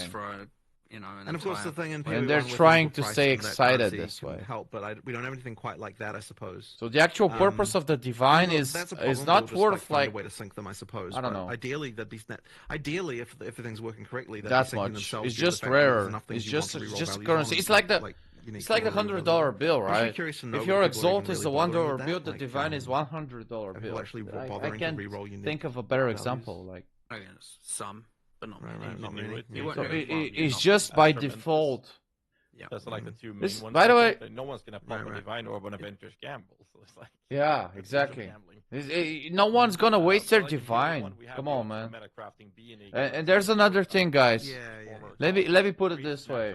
But What do you it provides think this crafting method for people to actually would be the actual value of the divine? Would it be that crafting that people are looking for? valuable if there was no such orb in POE2, or if the game was completely like different?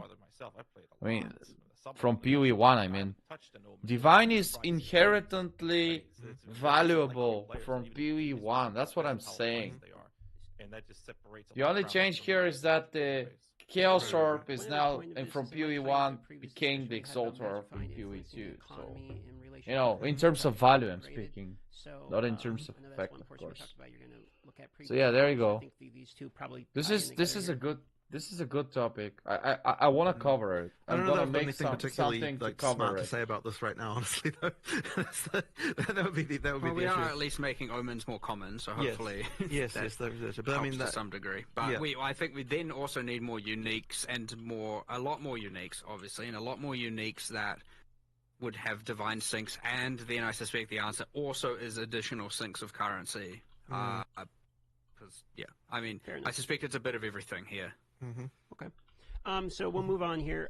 We have a significant amount of questions left. I'm gonna try to speed up the cadence of these a little bit here, as we're about maybe halfway through, but well over halfway through the interview. So we're gonna talk a little bit about state of in-game and state of league mechanics here. So I'm specifically going to go into league mechanics first here.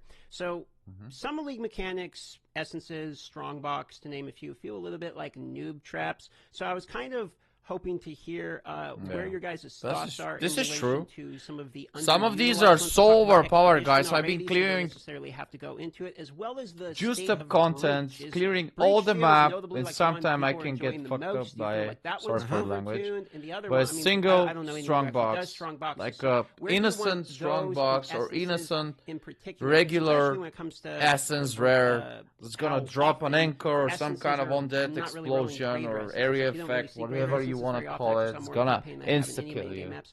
So I'm And this is so curious unfair about because it kind of league screws your mechanics as it progress ties through the into map and in-game in everything. particular. Yeah, I mean, look, we just need to do a lot of balance here, and that's really all it is. And that, Yeah, once again, the just comes answer down is to the balance, of relative course. lack of testing that in-game had before launch compared to. That's why I'm not a other fan content. of So, the yeah, there's just essence a lot or of balance to do here. strong It boxes. was meant to be more The that strong essences, boxes. strong I boxes. look at and, strong like, boxes precursor as artifacts are like just the more XP because things more you monsters, find more that you density. can't That's it. anticipate coming. But I don't like this can fog and step into everything them, else. That is a thing, but it's meant to be more like a thing you find that you don't know is coming. Whereas the I know we refer to them all as leagues, but like let's say the ritual expedition, etc., the ones you know are coming and that you're investing into. So you have these two categories where you have the ones you are adding and investing into, and then you have the other ones that are meant to be more exciting random finds. And it's safe to say, obviously, you Not know, sure what there are he so means. many essences that finding non-greater essences isn't giving you that dopamine, especially in in-game. Yeah. And okay. finding a strong box is like anti-dopamine right now. Yeah, it just is. makes you feel bad because you're Completely like, agree. either this, and then you just want to run away. So, Completely agree look, with it's safe to this. say that those failed at achieving that goal. Hence, why we have to make some improvements to them for sure. But I want to make sure that there's those two layers of things where one's the stuff you predict is coming. You can see That's the the way to icons. do You can it. apply them with the you know, there's the base types of the precursor tablets to apply, and then you have the things where it's like, I hope I find an essence because it's like, I hope I get the good one that's worth, you know, way too many of those divine orbs. Huh. So yeah, having both layers is important. So yeah, and we'll continue to add ones at that upper level that get a tablet, and then we'll continue to add ones that are more at that random find excitement in the map that you don't know is coming. Okay. Because you don't want to put it all on one layer where you know everything that's coming necessarily, because then nothing is exciting. You can do exciting within that to some degree, but not always. I mean, really, it all is to say that like there are some of these that just aren't as good as the others, and we just have to improve them. But what I will say is that the breach monster density is probably a little on the high side. Like, it's actually to the point, by the way, where Yeah, it is. It's way overtuned, like, we man. get a bunch of So error much messages in the logs for overpowered. failing to spawn monsters in breach because they're packed so tightly together that they don't even spawn anymore. So there's actually like there's an issue there. Leave breach that we alone. have to do something about even. Hundreds. Leave the breach So alone. actual hundreds of error logs of just like cannot fail to place monster due to lack of space. Yeah. So like Leave that the we. breach alone. There was a joke if we could release breach monster reduce breach monster density by 20% and the players wouldn't even see it because it would just result in less error messages for us. So you know, like there are actually some some stuff that needs to be sorted out there. But we don't want like what I don't want is people to feel like, oh, we're just like nerfing that into the ground or something like that. We definitely don't want to do that. But some of the other league mechanics just need some addressing to make them as They do. They better. do. And, yeah, I think they need to be better. And yeah, it'll all just come down to us like experiencing them and seeing if they suck, we'll improve them. And like right now, I know that Strongbox has got the most improvement in this patch, and I know Essence has got like at least some adjustment to make them avoid this crap. Okay, let's see this. And probably a few more adjustments. That's more about the combat than the itemization. That's something we still need to look into. Right. So there's just stuff like we just need to improve all that stuff until it's good, right? Simple as that, really. Fair enough. How do you guys feel about the progression of players entering into mapping, going from map tier 1 to you're doing tier 16s, and then into pinnacle bossing? How do you feel like the pacing in there? They give you, one reason I bring it up is in POE1 we have like the quest invite version of boss fights that will happen in different iterations, so you probably know where I'm going with so we're not really happy with how that is right now. Like we're not happy with how the quest. I have a lot of remarks here as well. Just like do X many of for tier quests Y in general, maps. not only. And honestly, like we can do a lot not on better. the end game. Sorry. That's kind of a larger. It's something that I would have loved to be able to just solve instantly, but like it does need some more work. And I think there's a few different areas of this. So one of them is that like just the way the progression feels just isn't as good as POE1 in some way. That's kind of slightly hard to define. Like in terms of just like the feeling of like the progress you're making just isn't quite right. So I think we need to do more. Like there might be some changes we have to make to how the Atlas works to make that better. Certainly want some bosses between those points. Yeah. Like it just needs more of a feeling I don't mean of random ones. I mean like actual ones. Still along a series of objective-driven kind of narrative-involved things where you're getting your. It's still it's the same grinding over and over until you're maybe at tier 11 and ready to face those bosses, and even if you kill them, you just do them again, but on a higher tier. There just needs to be more going on with regard to how that progression feels. So that's one element. So the next one is that there's no such thing as gotta catch them all. Like in POE1, for example, you had these quests when you have to do different maps. There's some unique maps, and you're unlocking different bonuses. Or even make it as an achievement, man. Give me an achievement to grind and to want to make. There was something about that. Oh yeah, This is what I want. Give me some purpose. I mean, except progressing and getting to more citadels and pinnacle bosses. Too quickly, and then you kind of get left behind with like what rewards you should be getting, and like in order for us to fix that, we kind of need to make each tier more meaningful. This one's actually true as well. There and what's going on. So there'll probably just be more there at end game, just to kind of make it feel like more of a progression and more of a more. Yeah, like, and that can include more storyline elements and more things like that. There just needs to be more, basically, just there to make that progression feel better. The game does take a bit of a turn suddenly when you get to end game. Of like, it doesn't really feel like it. It really does feel very different.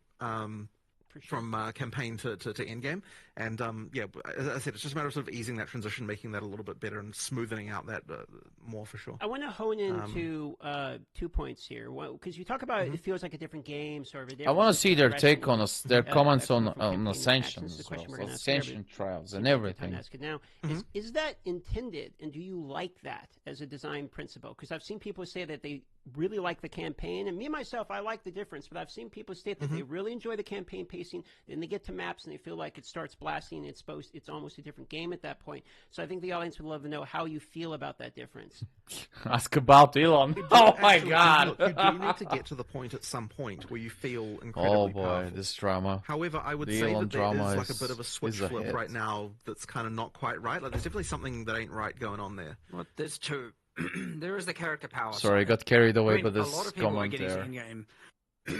Excuse me. A lot of people are getting to endgame and they aren't just becoming gods all of a sudden, right? A lot of people are struggling and falling off and can't sustain maps and are dying and some people it's not like you get to endgame and all of a sudden you're ultra powerful because of bugs. But you certainly a lot of people are getting to endgame and then are just lost as to what to do. Right? Like, a lot of players really like to be told exactly, here's what you do, here's what you do, here's what you do, here's your next objective, here's the thing to look forward to.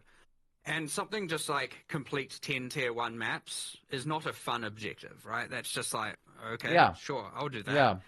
They're all the same. You do that a lot better, right? Go to this you don't place, need to do here, tier 1, but then you want to jump straight to tier 5, right? Tower, run this breach, all these things where you can have obviously way better objectives and ones that you can still design. They need to get a little bit more creative and crazy with the objectives and quests, and maybe you can pick some. Now it just wants me to complete tier 2 maps. Just like you can, how you can modify your Atlas tree. There's no like. Whereas the campaign's very story is like, go kill this boss, get here, and you got NPCs talking to you and everything, and then all of a sudden it's just, now I'm killing stuff, ticking up this ticker, and a lot of people probably aren't really getting into based on the tutorialization. They're not really getting into the towers, the tablets, all of that stuff, and then they're just also possibly finding it a bit too hard, and they're dying, and so it's not is friendly to the people who, especially non-POE1 players, it's not as friendly to them as we would want it to be at all. That being said, like, obviously, there is also the capacity at that point to just be like, all right, I'm going to change my build to do this or go do this, and now I'm just, like, obliterating everything everywhere. And you don't have all those, like, story events breaking up your flow of gameplay. It's just, like, map, kill everything, map, kill everything, map, kill everything, which people love. But yes, for those who know how to do that, that happens too soon. And for those who don't know how to do it, they're like getting stuck in a hole and finding themselves very lost. So, yeah, 2 sets of improvements. The people that are going to obliterate everything, they're going to have their fun no matter what. They'll get there a bit later, sure, if that's how you want to think about it. But it's way more important to not just have that like very much narrative-driven change in pace where all of a sudden it's just like, and it's gone. And now you're just doing... kind of random stuff. I experienced this on my Titan, and I experienced this on my Monk as well. Even though they're completely different builds, time on it, more quests, more. It was so much more again, successful on my and Monk. it had so many different axes. If you didn't like one thing, you could do another. If you didn't like that, you could do another, and you could do certain things earlier or later. And we just need to get to that point where there's just more better, without overcomplicating everything. So my last follow-up to this in-game topic, and I'll send over the guys to continue the conversation elsewhere. So you mentioned that there's a little bit of a separation from what I'm hearing about people like know how to blast, like they're going to go anyway, right? They're going to crush through and destroy it. Then you have the people that are like kind of learning the game, getting into the end game, that might like get stuck and lost. How do you feel about the one pour though? Then now that the game has been out of the wild, does the one pour though feel like it's widening that gap and punishing players who maybe are learning the game too much. But it's the people who are going to blast regardless. It doesn't matter because they're not going to be dying consistently in maps. If you're hardcore, it doesn't matter. But if you're in Starter League, especially in solo found, why do you limit people with one portal? Why would you want to do that? You don't feel like you need to have the XP loss. I mean, there's so many bugs in the games right now, right? We're in a state where we sometimes you can just get killed without even knowing. So first of all, we did discuss quite a lot about whether or not we want to go back on one portal or not, and I think I'm pretty sure about this. It comes down to the fact that I think that it just would really not feel the same if like the whole death actually mattering thing. I think is actually important. Like I think we sort of decided, like, because we discussed because we were talking about the Pinnacle boss thing. Obviously, the discussion came up of like, okay, should we just be allowing 6 portals everywhere? Should we be allowing checkpoints everywhere? And I think we ultimately decided like we really don't want to go that way if possible. So we're going to try and that's kind of where we came to. Like, well, first we'll try with this Pinnacle stuff. We'll like make sure that that's like something, because that's actually something we've got like true economic value that you need to actually preserve. And so it matters a lot more. Like, sure. The time it takes you to get there and everything that matters. But I think if, like, then, to me, I feel like to be a game, you have to have some level of failure being possible. This is true, I agree, but why don't you add some option or some currency or whatever you want that you can actually buff I'm not really a fan or access it like once a day or once every 5 maps? You can have a second chance and just go back and use the second chance. Where you're supposed to be, as far as like, if you're dying all the time, then you're probably not ready to keep going up the okay, I agree. But I mean, maybe make it exclusive, make it limited. I mean, make it inaccessible. I mean, or not inaccessible, but axes. So if you are dying all the time, you're not going to get maps, and thus you're not going to go anywhere.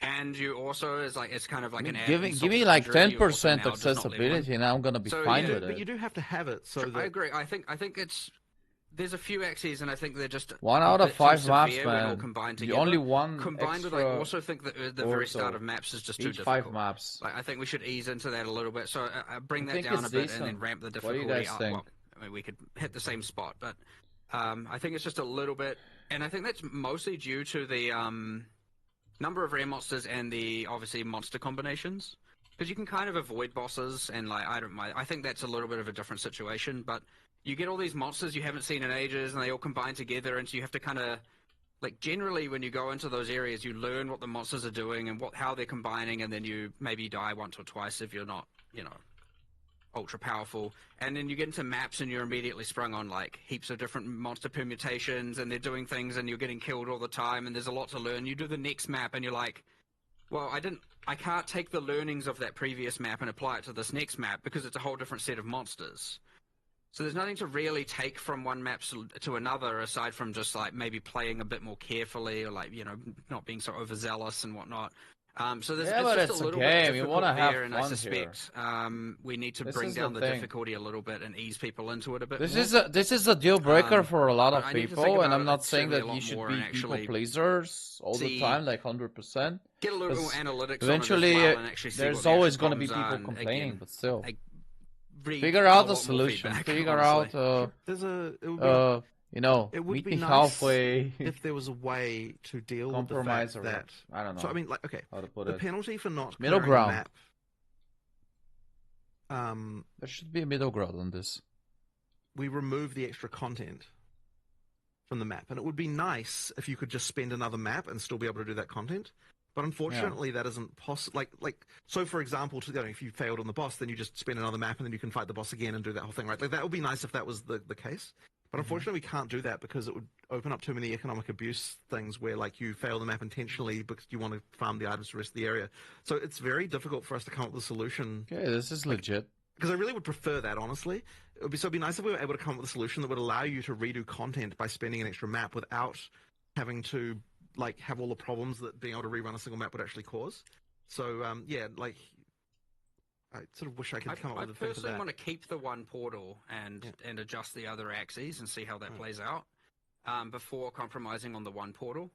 But yeah, It's a bit tricky. It certainly is the case. We have discussed this so many times. Like, Okay, I understand. I understand Mark and Jonathan here, but there's this guy who just texted this, and it makes sense, guys. Come on, let's be fair. PoE is a game. Yeah, it's a very hard and complex game, and a lot of you will say whatever you want. You mean you can say whatever you want, but at the end of the day, you can go and play some other game. Yada yada. So let's see what this guy just said. You know, this is an insult to people that do not have the time to play POE2 all day. Legit. I have a wife and 2 jobs plus overtime. I work hard to put money on the table. How can you expect me to unwind during my short and infrequent breaks when the game is balanced like this? I'll never achieve my dream of defeating the tier 4 and 5 bosses. Wow. I mean, look at what this guy's saying. He's not talking about anything like, you know, top 1% experience. Craft endgame items and farm citadels, because I simply don't have enough time. It's a shame when GG adds insult to injury. Huh. This is interesting. I mean, this is an interesting take. It makes sense. I mean, I personally prefer. Maybe they can do something a separate league for people like this, or more casual players. This is like the complete opposite of D4. And this is what I wanted to, like, I don't know, I was thinking about this whenever I was playing D4, and it was so easy and accessible and casual friendly. This game is the quite opposite of it. So there should be an option for blasters there. I'm not talking necessarily for hardcore solo found god tier blasters, but I'm talking about, you know, the variety of this. Keep everything we have, but add another one for more casual players there. Mechanics and more things we need to add, or more unique items and all of that stuff. Specifically, it's tricky because generally speaking, when we're doing first pass balance things, I really like to avoid. I like the bumpiness where we've got like different skills being better at different things, and I really don't like it when we end up in a situation like, for example, in you know, you've got the whole like damage effectiveness on spells in PoE1, and it's like this is a thing you do to solve a balance problem. Like, this is unrelated to ailments, but like I'm saying, it's just another example of one of those things where you like, oh, I've got this problem where these skills are sort of all out of line with each other, and so we have to do this like sledgehammer to it. We're like, okay, we're going to go and we're going to normalize everything, and I kind of hate that type of thing, and I really try to avoid it wherever we can. And it's kind of one of those annoying things where as games get, like, as you do more and more of this balance stuff, you kind of end up with more of these kind of normalization procedures that go on. And so it's nice if we can find ways to avoid it if we can. And that's kind of why I like to try and pitch everything. Like, we started with in PoE2 with a lot of things having, like, going back on a lot of those sort of normalization procedures we did from PoE1. And ideally, we would be able to find different solutions that don't involve having to do that. You know, yeah, it's one of those things that I worry we might still having to do some of that stuff in order to fix problems. But ideally, we can avoid it, and that's kind of why we went back on some of those normalization procedures for PoE2. So one point, just real quick here, about bleeding in particular, because you're talking about bleeding. Since you can't bleed on energy shield, bleeding style element builds are basically disabled against energy shield types of mobs. Really? So, you can't bleed on energy shield? Oh my god, I'm such a noob if I didn't know this. Really? Can't bleed. You're immune to bleeding. Shield. If you're running like a, unless you're in the energy shield, am I the only one? Bleed on Mark seems as confused as me. I thought that I don't think that's even true. I thought Jonathan is confused as well. Bypass energy shield. It does, but you can only apply a bleed if the hit deals damage to the life pool. So if you're playing CI, you're essentially immune to poison, and bleed. Yeah, but those are different types of damage, right? How that those works. are different types. How that is meant to damage work. decks. I only say this because yesterday I heard someone also bleeding is damage, I mean physical damage over time, right? This and going like, people are just wrong. You can apply bleed to energy of it. Look, and then I was like, okay, but I'll confirm that after this. And look, if that is how that works, that is like bleed was actually supposed to be like an anti-mage mechanic, not a like, you know, like as in like you could bleed someone past their energy shield. So like that was kind of the idea there. So and I'm wrong, then Quinn has thrown me under the bus. I asked that question from him. So Wow. Again, I could think I easily be can wrong, bleed. like, I mean, it's amazing I'm how definitely it feeling it has poison. been changed internally and not Maybe yet not the externally. same magnitude That's as another thing I also, and like someone without may have fixed CI, this but 2 weeks ago, and we never chaos got it inoculum. live or something. Who knows? Like, Yeah. or whatever. I'll look into it. It's name not was. meant to work that way. The chaos immunity, passive. That's what I'm All talking right, about. moving forward here, we are on elements, and now we are into ascendancy swapping. Is the next topic here. So these are kind of going back to conversations we've had previously, interviews where you guys Lead were devs don't participating know what and it's wanted to see, don't know that after it's the launch of the working as game, where do we intended. stand? Oh my god. Jesus. Personally, I still like not being able to swap. I know no one will like that hot take.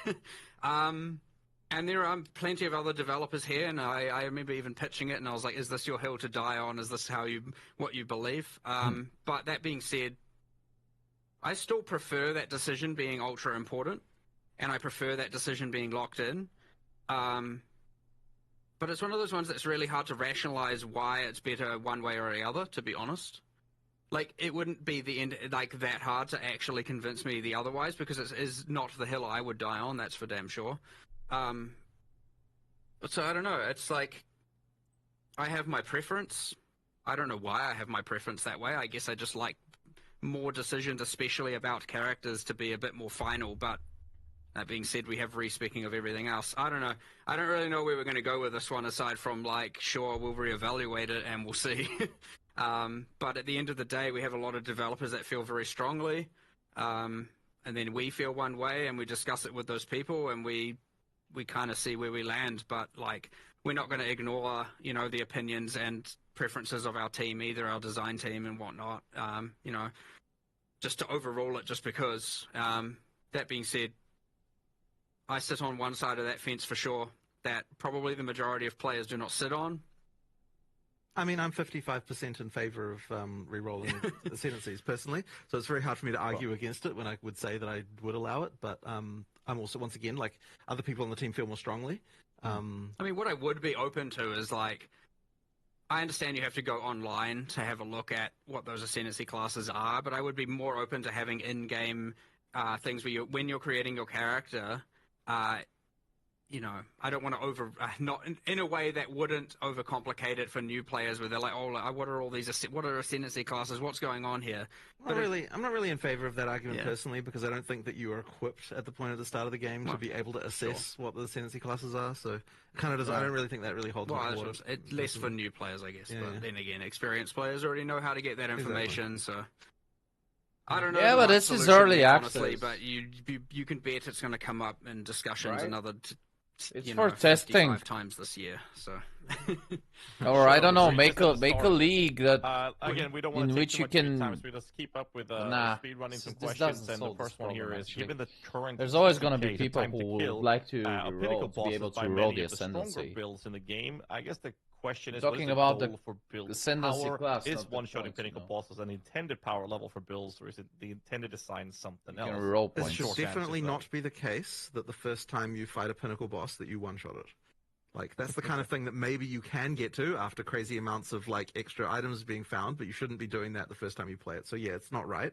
And that's just, there's some builds that are outrageous. And, we want to actually make it so the boss can use their abilities. That's why we spend a bunch of time making them, after all. Exactly. Yeah. When you first get there and you're kind of relatively equipped for it, it shouldn't, like, it should still be a 1 to 3 minute fight kind of thing. Yeah. Okay. And I'm not talking about reference. 1 minute of emerging. I'm talking 1 to 3 minutes of actual skill combat. Okay. Well, that's a good time of reference we can use moving forward, knowing that's the kind of the goal we're going for, the vision. Next question is: given the difficulty of requirements to get the 7th and 8th ascendancy points, is this intended to be something that not all average players can acquire? We definitely wanted the final ascendancy points to be something that was like a significant goal. Like, this is an awesome, it's supposed to be It quite is a thing when you get the significant last goal. Points. Yeah. I mean, as 2 for days an ago, I average player, this is defeated a not- that's trial kinda hard to master answer. I mean, for I the don't know if first average time. player It gets was halfway my through first maps, try, really. but So, it sort of depends Damn, on the it felt definition. But we good. wanted it to be a big thing that you get. It was a big event So, because I was map struggling clear so much conditions, with talk the about other that for a moment. trials. Clearing rare mobs Never are managed to do effectively, them. like, the only real Especially the map clear schemas condition at the trials, moment. you Is that see the my plan to continue Achilles, that going forward, you or is know, this sort of heel. one of many conditions and is a placeholder, or how do you guys feel about the map clear condition being strictly rare mob clearance? I suspect as we get to answering the exact same thing we talked about before with the more objective-driven and learning there and might be more stuff to do. tutorialization, we'll probably expand on that. The ideal world is there'd be a whole, a nice, cool set of different things you're doing in each map that isn't just killing all the rares. But they're actually a surprisingly large amount of work to do those and to do them well. Otherwise, you just end up with this thing where it's like, oh, I like this one, but these other 4 are terrible, and I keep randoming into those. You don't want bad ones Yeah. of these, and killing the monsters is at least something that you already want to do. So that's kind of part of the reason why we sort of went with that in the end. So there's certainly more work. Sorry, go. No, okay. So the Atlas tree currently is gated basically behind Pinnacle boss progression. Kind of the same type of question as in clear conditions. Is this going to be mandated in the same moving forward, or are you guys looking to add in more iterations of progression on the Atlas tree outside the Pinnacle boss clear? We did discuss changing how the core of the Atlas progression is, but as for the actual Pinnacle, like as for the individual league trees, I think we were still keen to sort of have that be the kind of extra stuff that you really get at the end of that to get thing. the Pinnacle boss's tree, it should be killing the Pinnacle boss. We want to keep that for sure. Sure. And for each of the contents. But yeah, I want to upgrade the core Atlas tree for sure. I think it's quite boring and flat right now. It's not a lot going on there, and part of it is to do with as we add more content, it will make it more interesting. But there's certainly a better. People job have we can do already of that. found and the how most you acquire optimal the points way again, to getting away design from your that Atlas grind tree. and getting into more like, all right, like do this 2 points, do this 2 points, do this 2 points, not exactly. grind this 2 points, grind this 2 points for the actual core tree. For the sub trees, for the leagues, I actually do like them being behind that. But ideally, each league would then have its own meta system within it to amplify itself in some way, which we don't currently have a lot of. So it's something we'd be looking into in the future when we're upgrading the existing content as opposed to adding new content. All right. I bet all of our chats have been spamming this, so I'm just going to throw it out right away. Map tab when? Thank you, guys. It's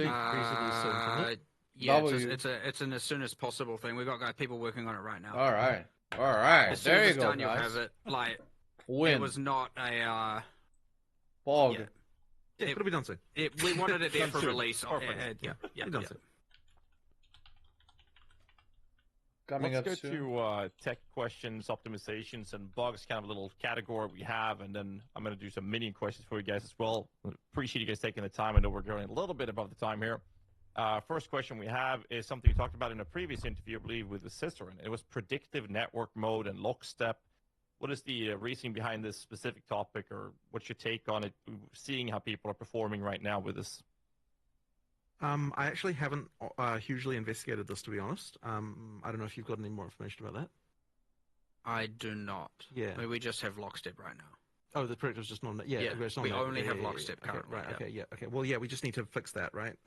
Yeah. Like, honestly, the people who would be working on that have not even come back from break yet. So, it's just not something that that we've got. But yeah, we do need to get that working. I think it was just disabled mostly out of caution, right? Because we just expected lots of shit would be broken. There was a few things. I can't remember exactly what they were. But yeah, we need to get it there were sorted. some things that didn't work in that mode, and we had to re-engineer them. Yeah. And no time. Yeah, we'll get to it though. Okay, couple just real quick optimization type of questions here. Terrain obstruction is something that has been helped a little bit in this recent, we saw in the video there, you guys were talking about making it a little bit more clear and transparent. But some things like trees, for instance, covering your screen from the overhead, etc. Do you have any feelings on how terrain obstruction is currently in the game, and is there any plans around making this a little bit it's just a matter of individual work on each individual thing, just like looking at each doodad and being like, what the bounds need to be, that kind of thing. Sure. That some trees don't fade out until you're like intersecting with them. Sure. And it's annoying because you get more, and the faster you move, the more you will be obscured. And so there's some timing changes, there's some proximity changes. There's just a matter of individual balance things. To be addressed. There's still some areas. Yeah. Sure. Yeah. And then as far as optimization is concerned, I mean, we'll just keep working on it, right? I mean, in the background, you've got the engine guys working on things. There is one very annoying crash that is very very, very hard to debug that happens on I believe it only happens on NVIDIA cards. Where like after sort of an hour or an hour and a half kind of thing, you'll get a crash to desktop. You just get dropped. Yeah, it's been very, very difficult to track down, and we're adding more debug stuff. In fact, I think there'll be a patch. If we can't work it out internally, we'll actually probably eventually make a patch where we tell people to like. Some people are telling for the are saying naming the NVIDIA restriction. I'm not sure how it's called. The thing that will allow us to debug this does reduce like one of the speculations lately. So we might actually ask people to like, hey, turn this on until we find the problem, and then it'll reduce your frame rates a little bit, but it'll help us track it down. And then once we've got that, then we should be able to work it out. Effectively, they're like concurrency bugs within the GPU.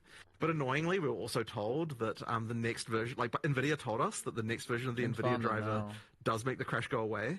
But then they also said that they didn't know why that was the case. So like, I don't know if we can 100% rely on that either. So yeah, there's something weird going on that's like quite hard to track down going on here. And hopefully we can work it out soon. But yeah, we just need more debug information. It's very hard to track down, unfortunately. And it's kind of annoying how it takes so long to reproduce. Like there's even a thing where like the first hour after we do a restart patch, we don't get any of those crashes because it literally takes more than an hour to reproduce. And then after that, they start coming in. So there's like something weird going on there. But it's the most common crash, and like we're just like really annoyed. It's just very annoying to deal with. True, that was a very thank you, buddy. Crashes and when I ask you about it. I want to ask the same thing. At this portion, all we have left is some. I want to play my Grizzly. A couple of them, and then we're into the rapid fire portion, and then we're pretty much done. For the droid. Sure. 10, 15 minutes. Anyway. Sure. Let's just dive into the nitty-gritty. Let's talk about Hodor. Minion body blocking in doorways. Oh boy. Hodor. Let me just add the word. Come on. That was a good one. So, solutions, I mean, yeah, like, this is something that we need to work out a better solution for. Like, what I can say is that, okay, so people will immediately say, oh, just make it so that minions can just walk through each other. And it's like, we've done that, and it sucked. And it doesn't just suck because of that it looks bad or something. Like, it sucks to actually, like, it actually just makes the minions play worse. So we need to find another solution that's like smarter somehow that like fixes that issue. I mean, remove doors, guys. Come on, I'm gonna caps it. Remove doors. At least someone's doing it at the moment. Is at least making it so that when minions die due to doors, that they respawn immediately near your character rather than it waiting until the next. Doors are the most useless and annoying thing in the RPG games I don't know if it's like the full solution by any means. Right. But there's something just we have to do around doors. This, but I honestly don't know quite what it is yet. And as I said, like all of the obvious solutions, as you might say, we have tried and they weren't great. So it really is going to take something a little more complicated to do to like work out what we're doing here. But yes, I appreciate the issue for sure. Like I'm not saying that we're not going to do something about it because we have to. I'm just saying that like it's not clear yet what that is. And at the very least, in the meantime, we can do the respawn instantly upon timing on the distancing out, which will help a little bit maybe. But yeah, more needs to be done. It's one of the big problems people complain about. For sure.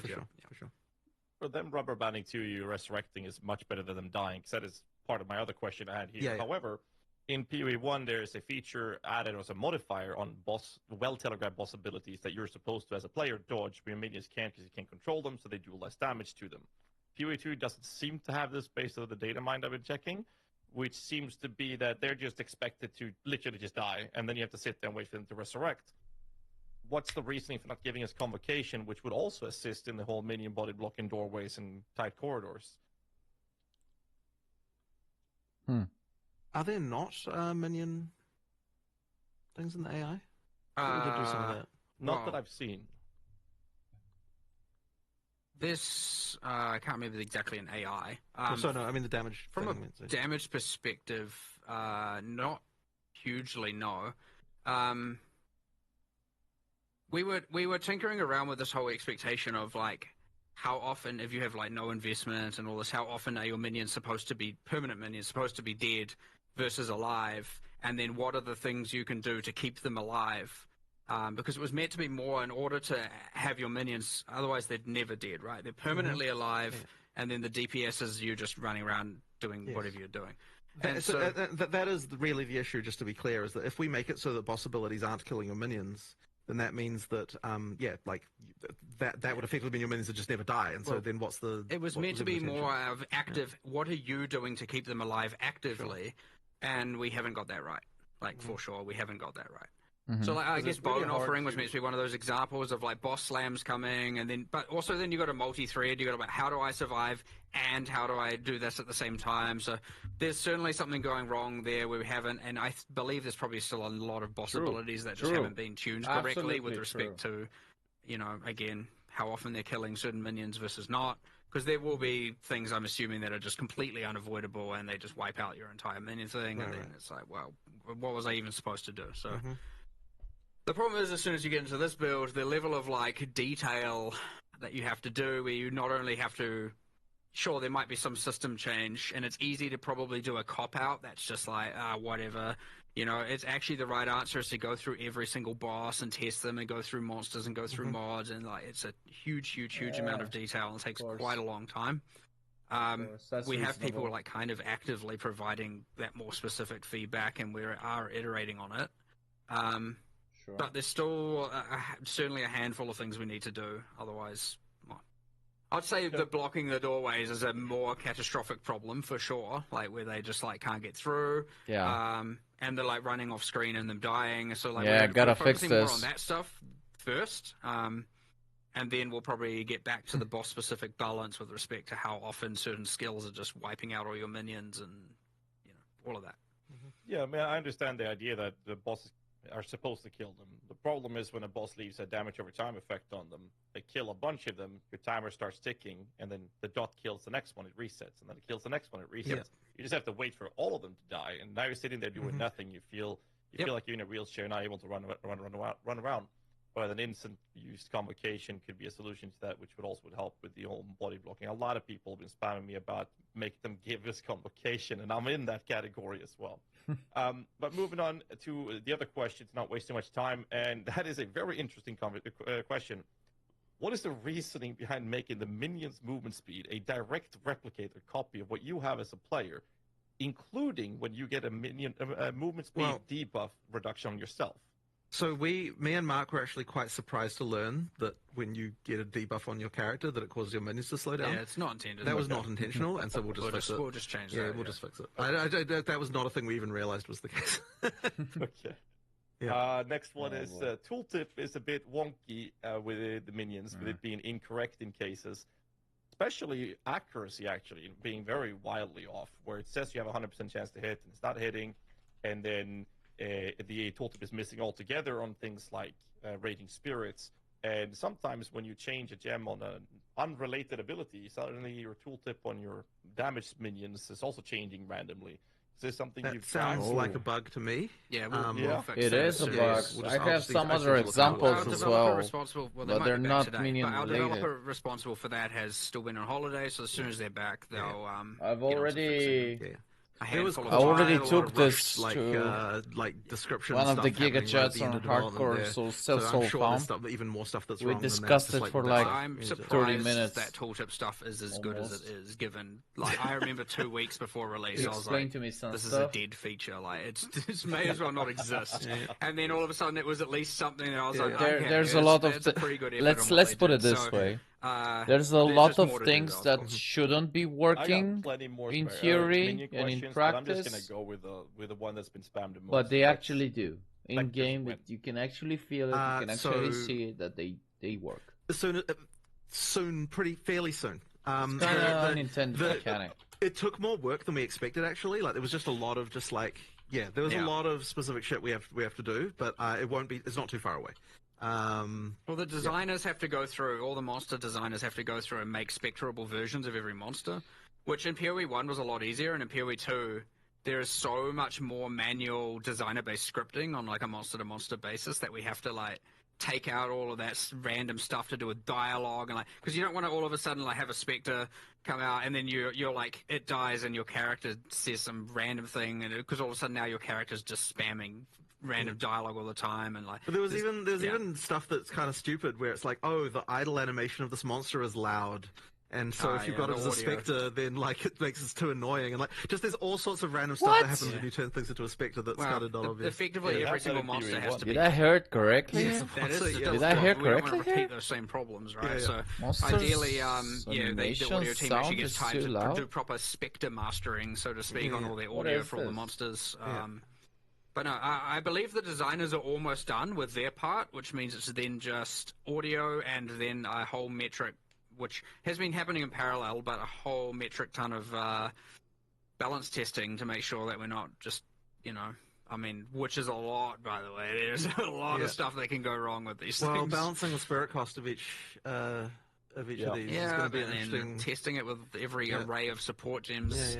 And, monsters can be set up kind of jank, where you're like, that's like a projectile, but like it's using some other skill that's kind of actually like triggering projectiles, and so if you actually put multiple projectiles on it, might not affect it in the way you think. And like from a damage perception of like I take less damage from projectiles, that's fine. From an avoidance perspective, it's fine. But then there'll be some weird thing where, because with like player skills, we actually code every single skill, like exactly here's how it's meant to work. It's like quite intricate. With monsters, we're cowboys. We just go ballistic and just set them up to make sure that they're good. And then all of a sudden you're like, oh right, we had to make a spectre of this. Okay, well, and then you have to hack a bunch of stuff together. But it's also what allows us to be able to make a ludicrous amount of monsters all the time. But yes, now you have to make spectres of all of them, which is almost done. We've almost caught up to where we were, so I'd say, soon, whatever soon means. Not too far. All right, so we are in the last portion. 5 minutes, some rapid fires. We'll fit whatever we can in within this 5 minutes, and we're done at this point. Thanks for going 10 minutes over at this point. So That's all right. I'm just going to pick random ones here. Search feature on an atlas, so you can search like. Yep, we definitely should have that. This was something we even said before we even released, but we just never got time to do. But yeah, we'll do that at some point. Got it. On the list.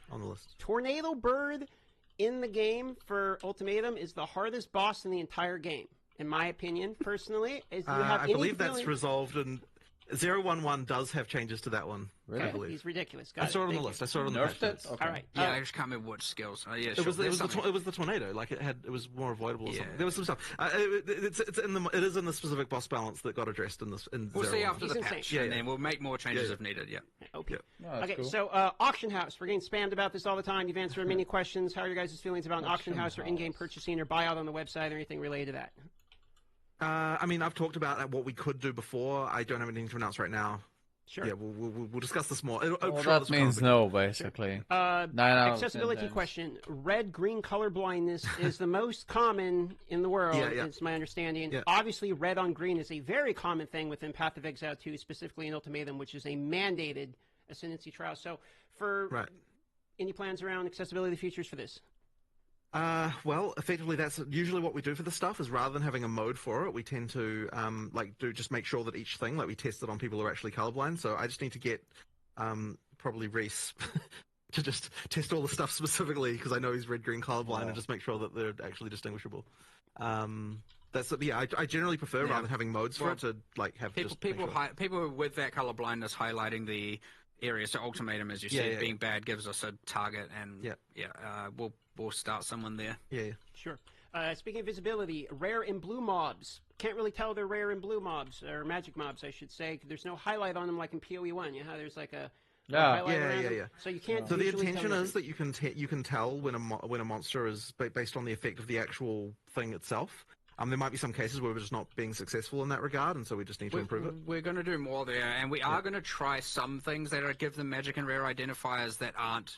The glows just really took you out of the, like when you're in a dark dungeon and you're exploring. And honestly, I completely understand and support this thing. I hate the glow in POE1. Everyone just relies on it. It threw me off visible, add a all glow the to it. Like, it's just time. I hate it.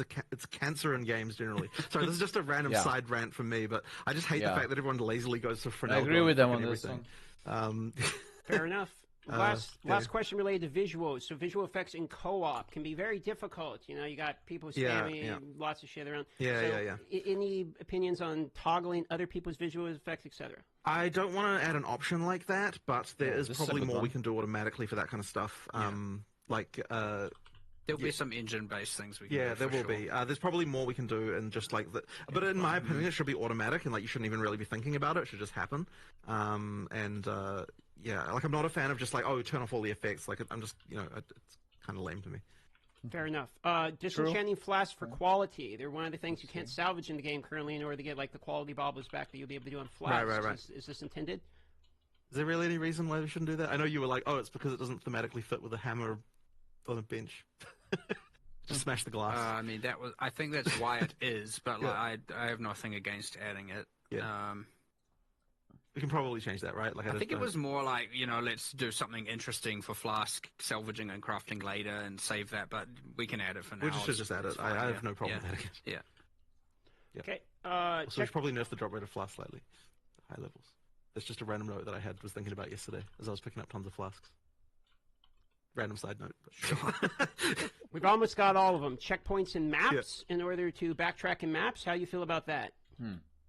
So not for resurrecting purposes, just for fast travel. It's not a terrible idea. I'd have to think a little bit about how we would position those. I'm not against it necessarily. I guess the feeling is that there's not so many like objectives in maps in the same way. When you do those linear maps and you missed a rare monster, you want to go play something else for a while. You're right. But, so we should probably do something about this, but I don't have an exact understanding of what we'd need to do perfectly. Fans. Sure. Yeah. Not on the completely table. agreeing Okay. with that. Being able to see gems without cutting. Currently, like you got to cut the gem to look at the list of skills. Oh, this is a good one. I mean, I don't really have anything against it, but where the hell does the option go? I'll think about that. I'm not really against that. Yeah. Maybe on the G button, top, click at all skills. Yeah, maybe. Yeah, maybe. Right. Maybe. Gambler in the hideout. We have all the other vendors, but we don't have like a gambler in the hideout. For instance, like Alba normally does this. For that, what was there was something very broken at the end, and we quickly turned it off. But I think we just need to fix one thing and then turn it back on. There was something very bad exploitation tier, and so we were just like disable. It's like 10 minutes until deployment kind of thing. 4 left, and we got through all of them. Okay, so Venom Quest is currently the only one that you can't reselect the reward. So, for instance, you can reselect like the Titan Dome with the Life Flask or the Charm Duration. You can't select from like Chaos to Attributes or whatever. Any opinions on keeping that permanent, or can we reselect? I want to add a way to change that, which I know people might be like, well, hold on, then why don't you want to allow a way to change the sentences? And the answer is I don't know. That's just how I feel. But we'll allow you to change. I might feel differently later. But yes, I do want to add a way to change that for sure. Okay. Movement speed on boots. Any feelings about having them be implicit, or basically movement speed mandatory on boots, or else you're really slowed down. So how you guys feel about moving movement speed to implicits, or do you have any feelings on movement speed on boots? I mean, I don't think it's necessarily a problem to have a mod that's really, really valuable on an item that you definitely want to go for. Like, boots is certainly the case where that's, like, the most extreme, but I don't necessarily think it's a problem as such. So, you know, like, I personally don't have a problem with it, but I don't know if you feel different. I like it. Yeah. I like having it that, like, I think it's good. I mean, like if you added move speed implicitly to boots, would you then be like, okay, well, like IPD on weapons, like you start to get into funny territory in some sense, right? Yeah. Like, this makes sense. Kind of it's like make damage modifiers implicit to options. Is that potential?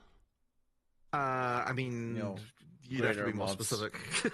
I think people just want in general, no, like. Yeah. If you're looking at, like, you know... Like, we're not going to be World of Warcraft, like, like UI mod type there.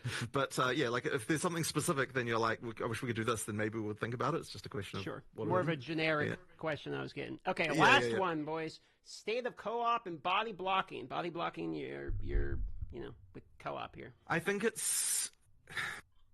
There's something not right about it. There's something not right about it, I agree. But I do think you do need it. To make things feel more physical, but there is something not right about it. But there shouldn't be, considering that players are actually... No, because you know what it is? It's because we changed really, really close to the end of development the size of the player, instead of changing the size of all the monsters. And I think that probably results in like a situation. I've never played co-op. But there's something not right about it. But I don't want to just completely remove it. We might end up with a solution where like the size of a player to other players is different than what the size is to other monsters or something like that in order to kind of like ease it. I suspect we'll do something along those lines. It wasn't really on my radar, I have to admit, but we should do something about this. Nonetheless, co-op. Forgive me for asking one last question that I'm curious about myself. In terms of microtransactions coming from POE1 to POE2, do we have any cadence or quantity or any information we can give them when we're going to be seeing more of our previous purchases? Well, the main thing is that by the time we go out of early access, we have to have all of them. As for the rate at which they come through, I mean, look, we'll try and get as many as we can and done in the near future. I honestly this is so the rigging team are busy doing that, and I haven't paid enough attention to them. I need to go catch up with them and ask them, hey, how's that job going that I see you going on? It's probably turned into more work than we initially anticipated for sure. There's a whole bunch of effects that don't translate one to one, so there's a lot of departments that have to do a lot of work.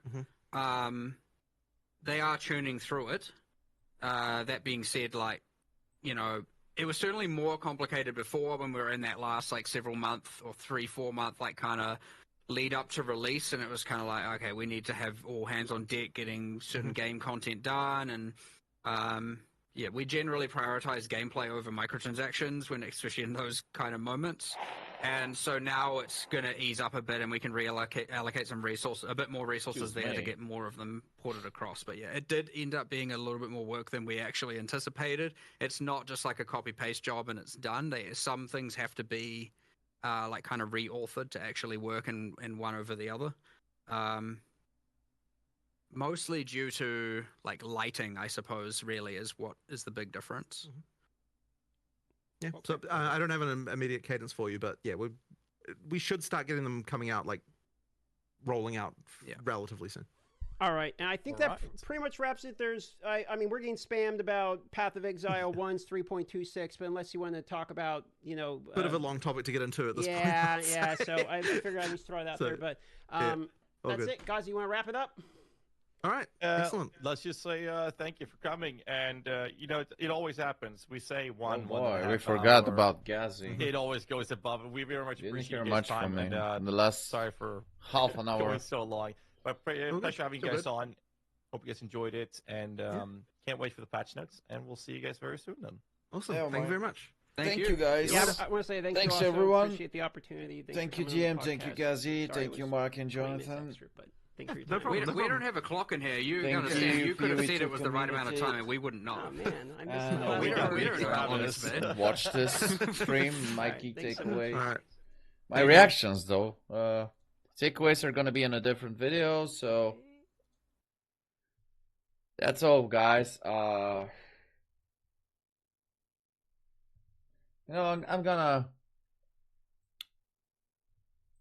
gonna discuss some more stuff tomorrow, and I'm gonna make a more summarized video on my key takeaways and my opinions and everything. Sorry for using a notepad. I'm gonna prepare something better for tomorrow, I promise. But basically, these are my takeaways right now, and I'm gonna probably review, rewatch some parts of the live stream again, just to make sure I haven't missed anything. But I think I pretty much covered 90-something% of the stuff there, so it's gonna be interesting and review those. There's a lot of food for thought here. Good job, lovely co-host Gazi. Yeah, good job, DM. I think we there you go. Had the guys are back 95% questions completely taken in the community. I feel like we did what we could to make sure the community got their voices heard as well. So I hope you guys that were watching enjoyed it. I hope you guys got most of your questions answered at least. Yeah, I hope so. Thanks, guys. Yeah. No, thank you, DM. It's been lovely working with you for over a year now, and we got more coming, so I'm very happy with it. Especially the ending, dude. I would not have been able to do that with someone else. That was so smooth. I had to rapid fire through. Dude, we literally had that was a good one, yeah. Left. You guys have we had this is the way to do it. I mean, by 15 minutes. It's so I'm I have to, really. 20% of the information came from this rapid fire session. Yeah, shout out to him. Look at this. Look at this. And these aren't all the questions there. Good job on the document there in the middle. That was great, man. My birthday's tomorrow, so that was a lovely, at least 10 questions here. Almost between 10 and 15 questions there, which were interesting. That's awesome. That's Community asked for these. All right, boys, it's a wrap. All right. Thanks everyone for being here. I got nothing but love for y'all. Thanks, appreciate it. All right. Gonna wrap it up as well. And to my co-host and. Thanks for everyone that came once again, and hope to see you again.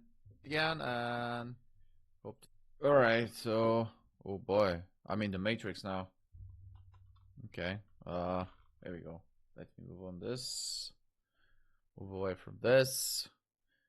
Alright, so this was your boy Grizzly. Don't forget to like and subscribe. More content will be coming soon. Alright. Cheers guys. Bye bye.